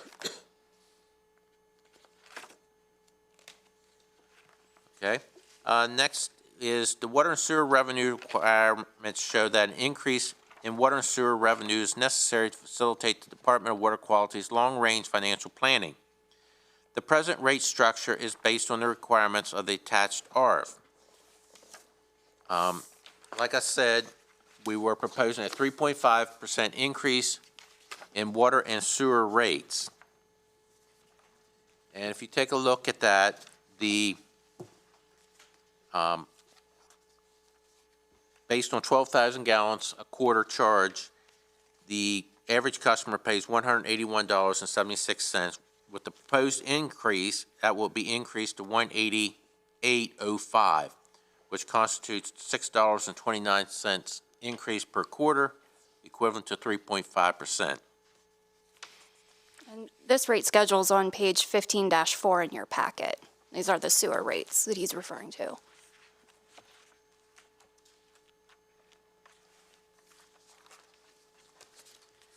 And then we also have a 3.5% increase on the water rates proposed, And again, we calculate based on 12,000 gallons. The current rate would be $181.55. The proposed new rate will be $187.88, which will increase of $6.33 per quarter, equates to 3.5.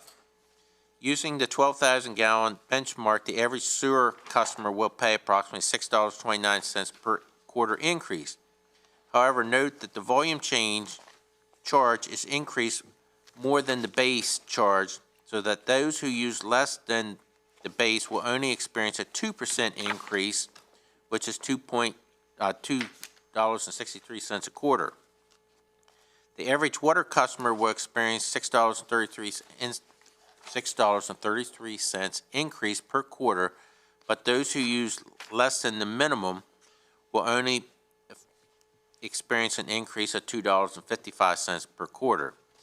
Each 3.5% rate increase costs the average user $6 per quarter or $2 per month. Based on the rate model projections, rates must be increased to meet the goals of getting the water and sewer fund to be self-supporting status. Currently, expenditures exceed the revenue by $204,000 in the water fund and $206,000 in the sewer fund. Incremental increases over a period of time was planned from the start to get the water and sewer fund to be self-supporting status. We must continue that effort as we look forward to meeting our long-term plans. Any questions on the rates? And what I handed out to you is the 10-year projection that we pulled from the rate model, one for the water fund and one for the sewer fund. So as you can see from the water fund, we will still continue to need to have the increases because there is a shortfall because of the small customer base. When we look at the sewer fund, we can hopefully start to see a decrease in the amount of rate increases that we will need after this year.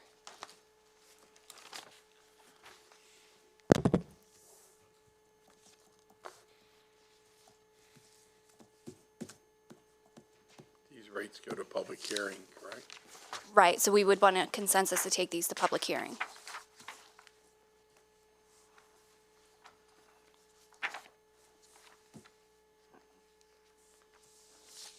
Commissioners, we can take these rates to public hearing. That doesn't mean we agree to them.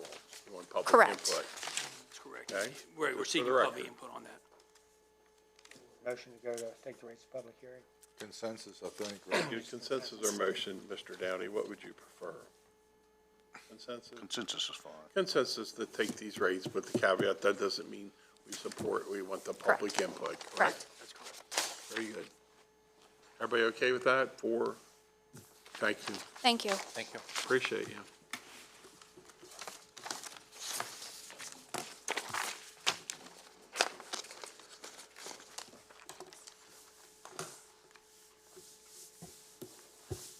Next up,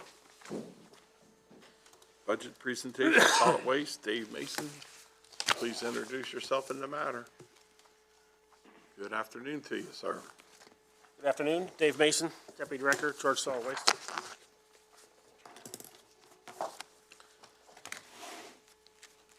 All right, I'll just hit the highlights instead of boring you with all the gory details. You read our mind? We'll start off with the revenues. Planning on holding permit fees, most of the tipping fees steady this year, no projected increases. I am asking for a separate fee for mattresses. Currently, they just fall under the $10 minimum fee, so if you bring a mattress, it costs you $10. What I'm asking for is a $5 per mattress and box spring fee for up to 5 mattresses. And then after 5, we just charge it at the regular rate of $120 per ton.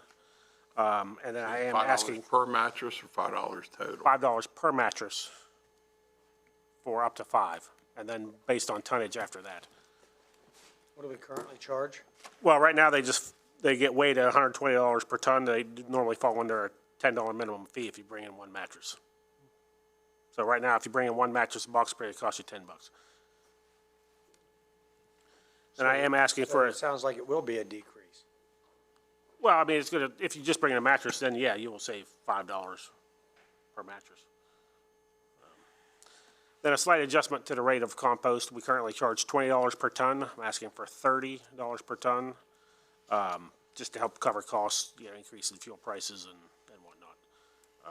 But everything else is holding steady as far as revenues. I mean, other than projections for tonnage increases and whatnot, which we've, seen extreme tonnage increase over the last few years.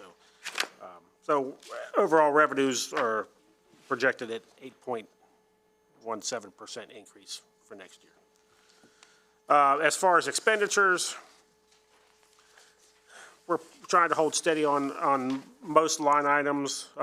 Increases are based on the proposed step and COLA for salary and benefits.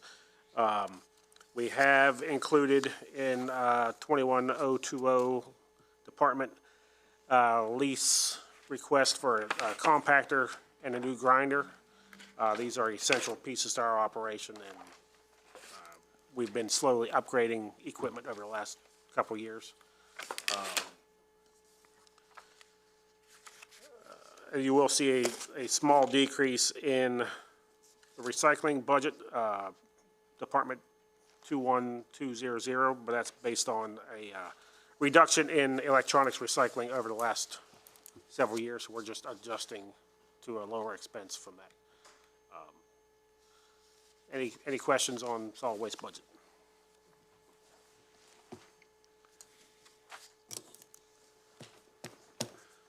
Permit fees, just no increase. No increases.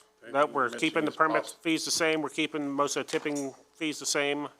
Just those two adjustments that Possible decrease in the mattress fee. Correct. So we just need a consensus to go to public hearing for the two adjustments in the mattresses and compost. Move forward, public hearing? Yeah, I see four nods. Thank you, Mr. Mason. All right, thank you. And just to clarify, and Kelsey can tell me this, but, so when department heads submit their budgets, they're talking about the operating budgets, the salary and benefits are put in by budget and finance after that. So when you see those increases, those are based on our proposal relating to salary increases. So just wanted to, not just for you, but all the departments. Yeah, all the departments, that is dictated to us by budget and finance. We just work around. Right. So that, I just wanted to say that's not part of their budget. They submit their operating budget, but not the salary. Correct. That part is put in by budget and finance based on our proposed salary increases for employees. Correct. Thank you, Mr. Mason.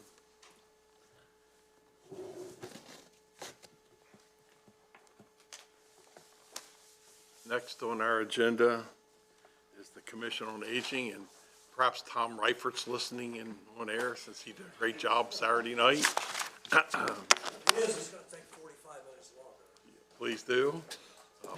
We wanted to save you the time today. Thank you.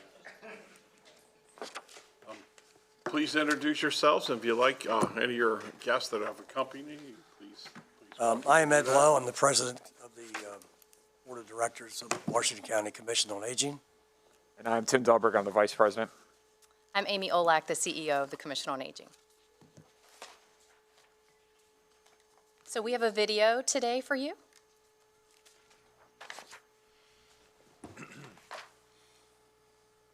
Hello, I'm Ed Lowe, the current president of the Washington County Commission on Aging Board of Directors. It is an honor to be here today to partner with the county in serving seniors, caregivers, and those with disabilities regardless of age. The average increase in county funds to the Commission on Aging is less than 1.5% per year. There were several years that the funding was flat. Of course, we have a wait list and long wait times for appointments, in some cases over 2 years, like our Senior Assisted Living Subsidy Program. 50-plus programs and services to the fastest growing segment of county population. Just think, the baby boomers generation is coming and we can't stop it. The youngest baby boomer today is age 58 and the oldest is 74. We are currently serving approximately 10,900 of approximately 47,000 eligible seniors for services. That's from the 2020 census. We currently serve approximately 19% of those eligible for our services. We could serve more, but our funding doesn't currently allow that.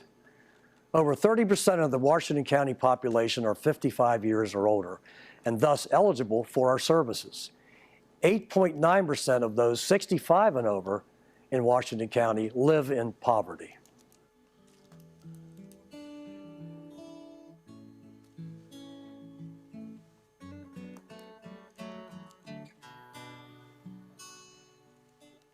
My name is Tim Dahlberg. I am the Vice President of the Board of the Washington County Commission on Aging. We basically have funding that is currently at $841,000.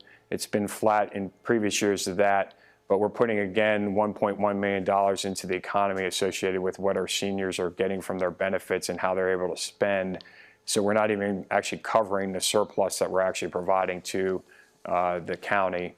And I think that's important to know. I think a lot of people just think a lot of the county funds go to support things that are expense only, but here's a perfect example of where funds actually drive back into the economy and help the economy, and we're not even getting enough funds to even support what we're providing.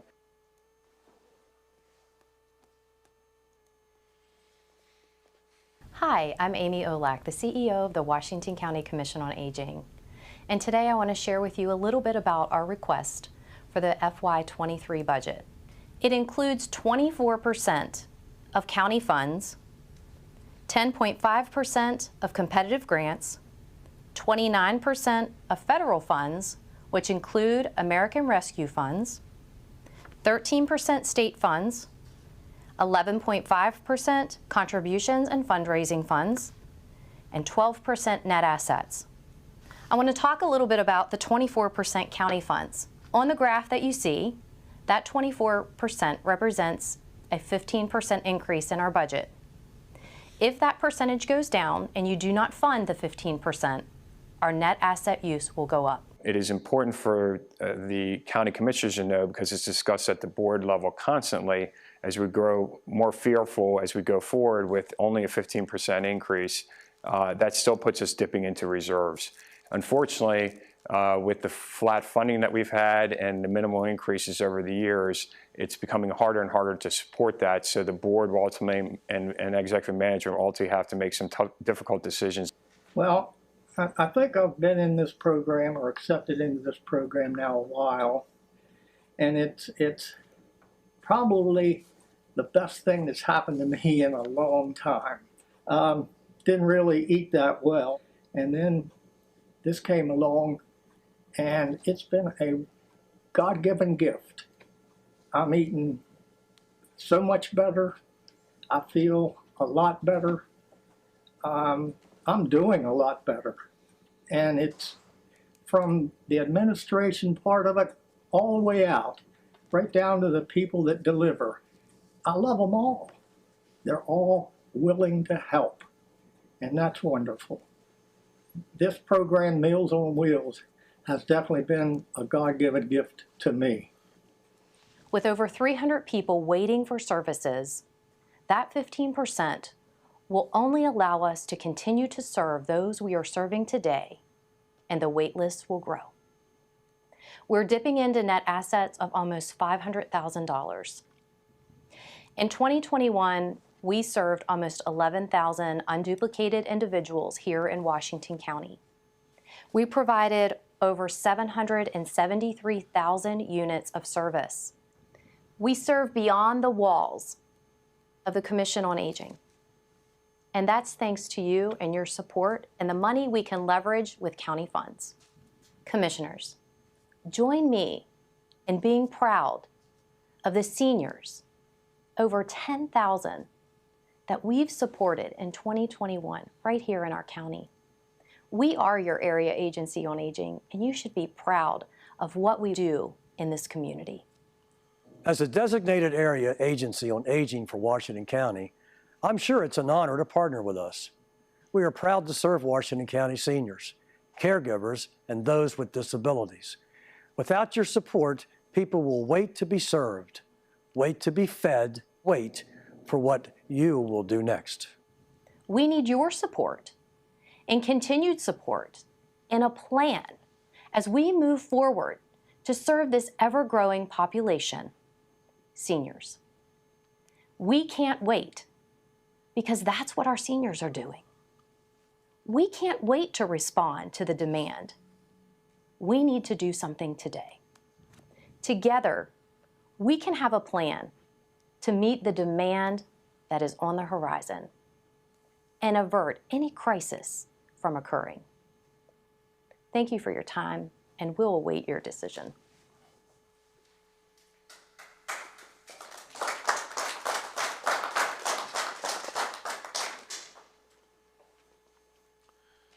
Mr. President, Mr. Vice President, Commissioners, County Administrator, County staff.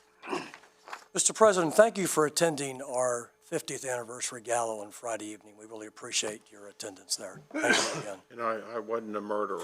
Suspect. No, you were not the murderer. A rumor was I was. Thank you. But you're innocent. As we said, last year we served nearly 11,000 unduplicated seniors, caregivers, and those with disabilities. One of those 11,000 is William, which you saw in the video. William is blind. What you didn't see in the video was William taking Tim Fisher by the hand out to his kitchen cupboard. There, William showed Tim the cans of food delivered by the Commission on Aging. William began to cry. Eyes that no longer produce sight produce tears, tears of joy. William said before the Commission on Aging were able to fill his cupboards, they were empty. As you heard, William ate 1 hot dog per day. To paraphrase Robert Kennedy, community is only as rich as our poorest citizen. Every person here is aware of how one sickness, one accident, one unguided decision can drastically change the security of our lives. The crisis that was pending is now fully arrived. The senior population is overtaking our budget. The need is great and will only increase with the arrival of the baby boomer generation. Today, we are $781,465 short to end all of our wait lists. Commissioners, the people we serve are parents and grandparents and our grandparents who laid the bricks in our buildings, taught our children, served our nation in the armed forces, were police, firefighters, first responders, and hospital workers. Many of those people worked as part of county government as well. These are people, people with a face, people with a heart, people with a soul. One of the first questions asked in the most circulated book in history is, am I my brother's keeper? The resounding answer is yes. If we do not tend to the households of our community in their time of need, who will? Mr. President, on Friday night while presenting a proclamation to this very organization for outstanding service, you said, one of the things you were most proud of is that Washington County is a caring community. I agree. Commissioners, we are asking that this board reflect the care that it represents. Give the seniors in our community something better than wait lists. Give our seniors what they've earned. Give our seniors the protection they deserve. Thank you. Yeah, I have a question, Ed, and if I'm a senior, and I probably don't qualify, obviously, but if I call in and I say I need Meals on Wheels, I need help, what do you tell me if I call in tomorrow? I'm going to let Amy answer that Sure. question, if you don't mind. So you actually will get an appointment with our Maryland Access Point. And at that time, which could be 12 to 14 weeks later, you'll have an appointment with a MAP employee, which is the Maryland Access Point employee, who will then meet with you to assess whether or not you're eligible for that program. And if you are, you'll go onto the wait list for Meals on Wheels, which today is 30 individuals. 30 on the wait list, so what's my time frame? So start to finish, am I 6 months before I get meals? I think it totally depends on what happens to those that are already receiving meals through attrition, is how something comes open, or a new grant or new funds that can pay for additional people. And I'm a veteran, do I get a preference? You do not. Is that, who determines that, you guys or somebody else? So everyone is equal on that list at this point, unless they are in hospice.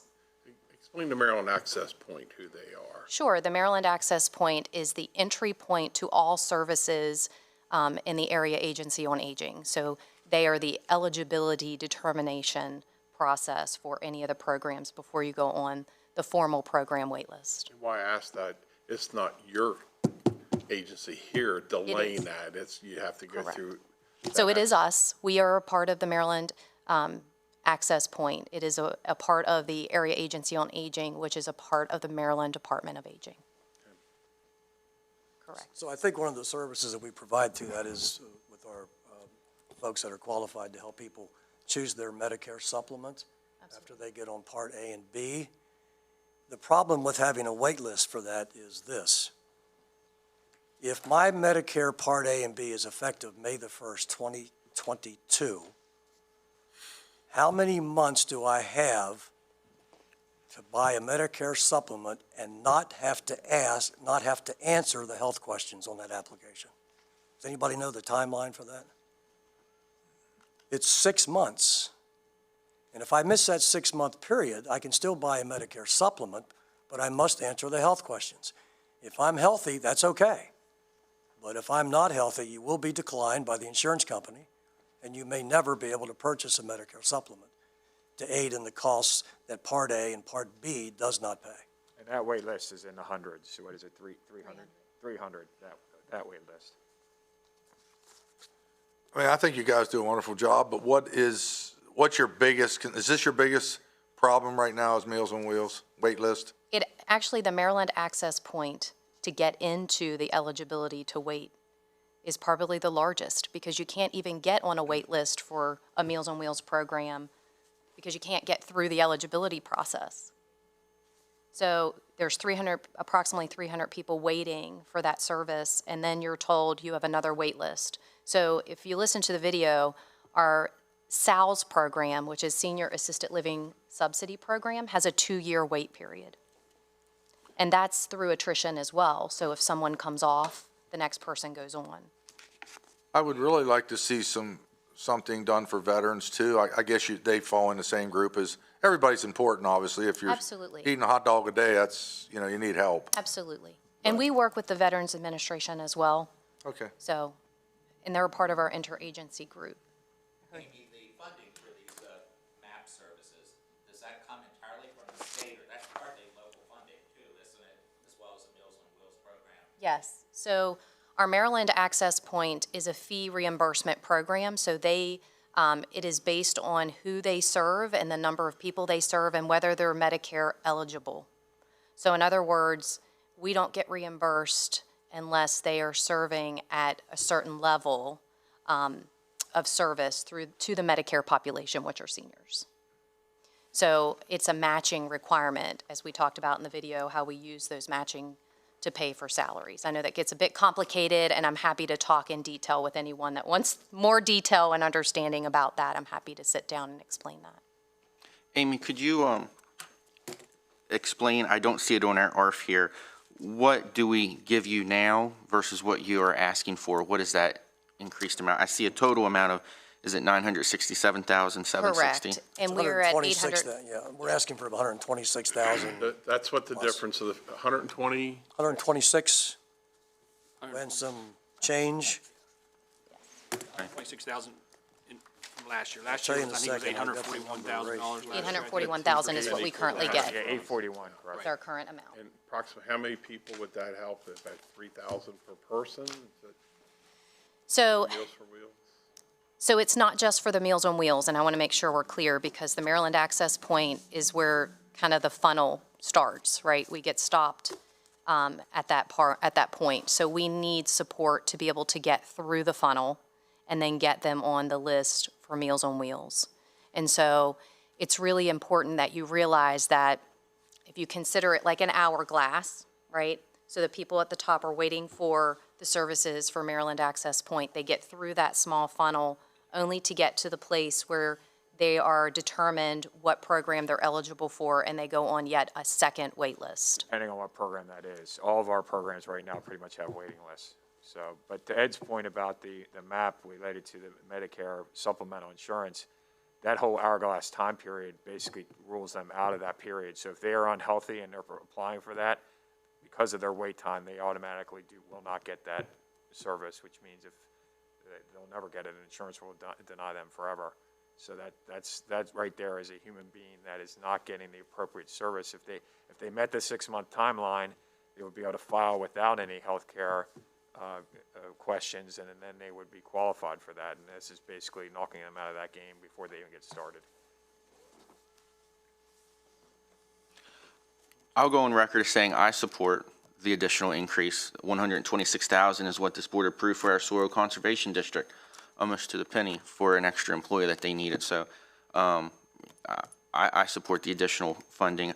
I know just from serving on the board for the Commission on Aging that through the census, even though our hard number population of seniors increased compared to the state, our percentage of seniors didn't rise as rapidly as in other parts of the state, and that affected your funding that you receive from your state allotment. Could you speak to that a little bit? Absolutely. So the state and federal funds are based on a census funding source. It's a formula, and so the amount across the state is divvied up based on the census of seniors across the state. And so although our number of seniors increased, other parts of the state increased more rapidly, so our funds were shifted. Let me interrupt. Sure. Let's just call for consensus to do this right now. Put it in our budget to do the 15%. I was affected Saturday night. I was talking to people attending, members of the community, and they're supporting your organization. That gets back to what my quote was. I saw so many members of the business community supporting you. Would the commissioners like go ahead now and give a consensus for this 15% increase? Yeah, move forward in our budget. I'm good. So 4-0. You got it. Thank you very much. Can't thank you enough. Thank you, gentlemen. Before I go, let me apologize to my friend Kirk. I did not address county attorney when I started my presentation. I apologize. Never forget the lawyer. Sometimes it's better to be seen than He was taking notes, Ed. I think he was. Yeah, I missed it. We can't thank you enough. I've had 2 elderly parents and to be around their needs and their friends, so thank you very much. Thank you all. Thank you all so much. Really, seriously. Thank you. Oh, sorry, Ed.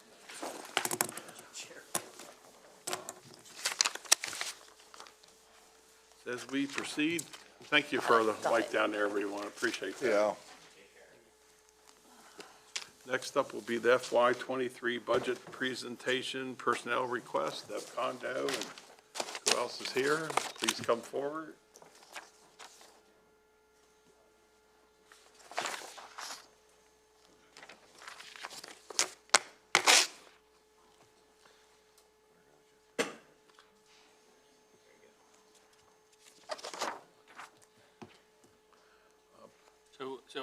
Obviously Deb and Kelsey are gonna present here today.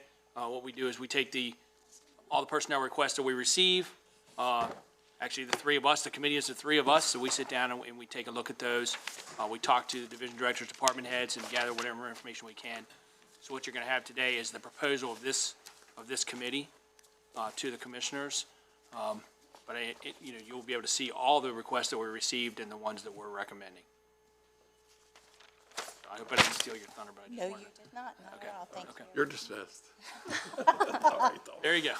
Good afternoon, Commissioners. Afternoon. Deborah Condo, Interim Director of Human Resources. And Kelsey Mace, Interim Chief Financial Officer. We are here today to present for informational purposes the personnel requests that were submitted to us through the budgetary process. These requests are reviewed by the Director of Human Resources, Chief Financial Officer, and County Administrator. Recommendations are provided to the Board of County Commissioners for consideration. For discussion for you, the personnel requests total $1,395,000, roughly $395,860 for fiscal year 23. Of that amount, $1,264,210 from the general fund. Water quality, $79,190. Solid waste, $62,140. The airport, $12,960. And the golf course is actually requesting to eliminate a position, which would be, or positions, which would be a savings of $22,640. Recommendations from the committee total $889,100. If you would have any questions, please let us know. And we've asked division director and department heads or anyone else, Judge Wilson and the clerk back there, to be here to answer any questions or if you have any questions specifically about this. I'm not going to argue with the sheriff. The sheriff's back there too. Sorry, Sheriff, I missed you back there. The county clerk had a part-time position, and it was filled briefly, I guess, during our current fiscal year. Was this an additional part-time, or? No, the request was to eliminate the part-time administrative assistant position and create a full-time. So where does that position stand? And I'm sorry, I'm confused on this. That it would still remain as an active part-time administrative assistant position. Okay, so we still have a Yes, it's still there. half-time, okay. Any other questions? Hearing none. Anything else? If not, thank you very much. Thank you.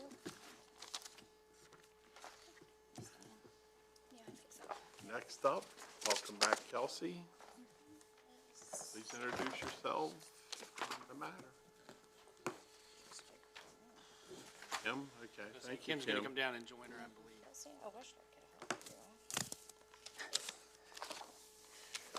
Again, I want to thank everybody for coming today. Commissioners, if you have any questions about any specific personnel requests, obviously you can reach out to us, or you can reach out to anyone. I'm sure everybody will be happy to discuss their personnel requests. Yes, all of the requests and the supporting documentation is in your binders under tab 6. So good afternoon once again. I'm Kelsey Mace, Interim Chief Financial Officer. Medlin, Director of Budget and Finance. And we just wanted to come back in briefly to open up for further comment and discussion for the general fund budget.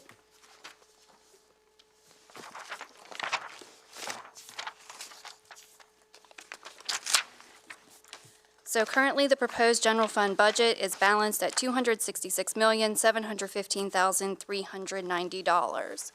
So I just wanted to give the commissioners an opportunity to give us further direction on changes that they would like to see for the budget. We will incorporate the change that was just agreed upon for the Commission on Aging to put that funding back at the requested level.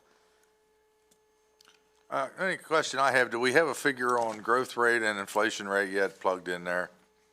So for inflation, each department took it upon themselves to increase the line items that they saw increases in costs. There was not a blanket percentage applied across all departments. What would be the average?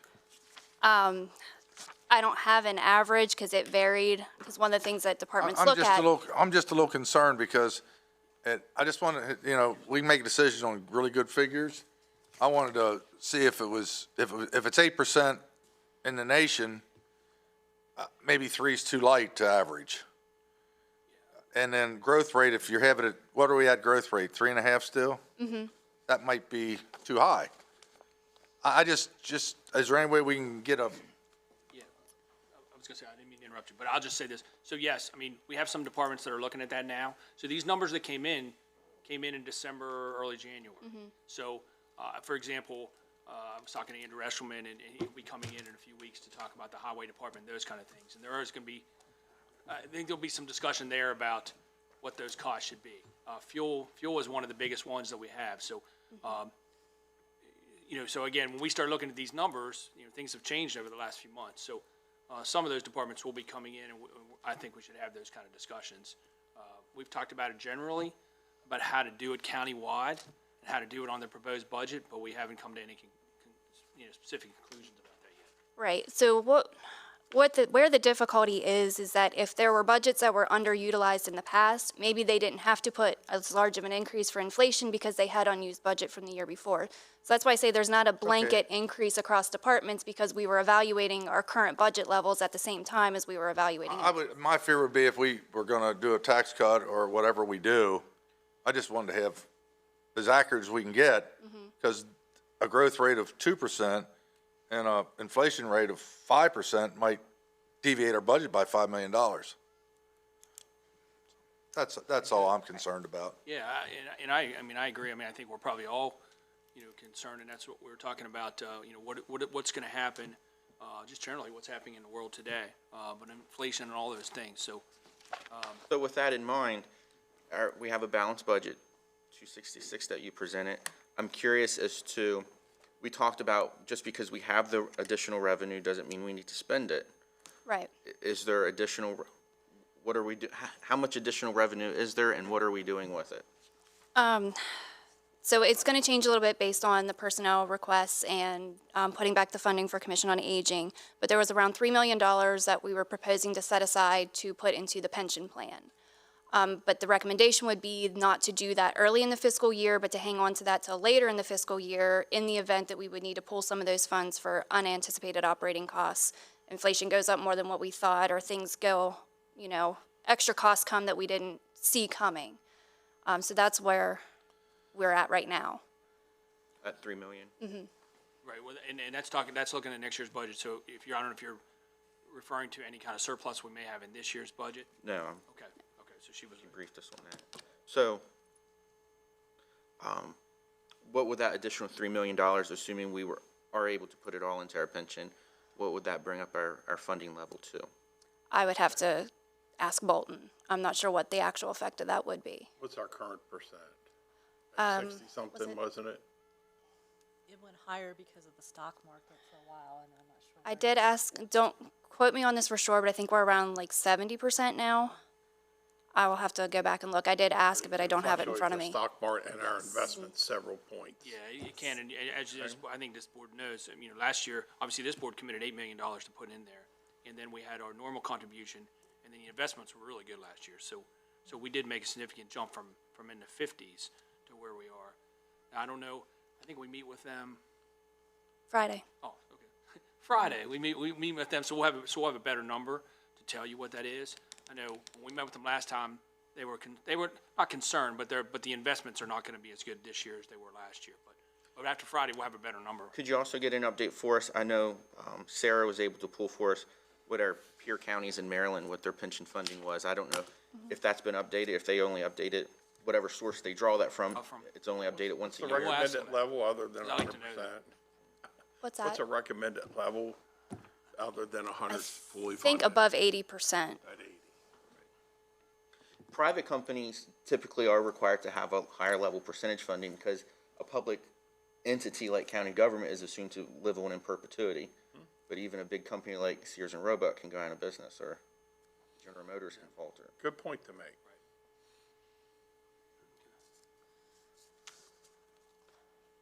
So is there any additional direction that you would like to see for the general fund budget at this time? Hearing none. Thank you very much. And staff will continue to look at that. There's some other things that we need to look at, some smaller things that we'll look at. But right. If you have anything, please reach out to us and let us know what that is. Yes, the next draft I bring in will have some of these minor changes, but the overall amount won't change. And you have other opportunities to talk about that too. Could you provide us a summary of for our outside organizations that we fund, not through community funding organization, not through that group, but next week or through email? Yep.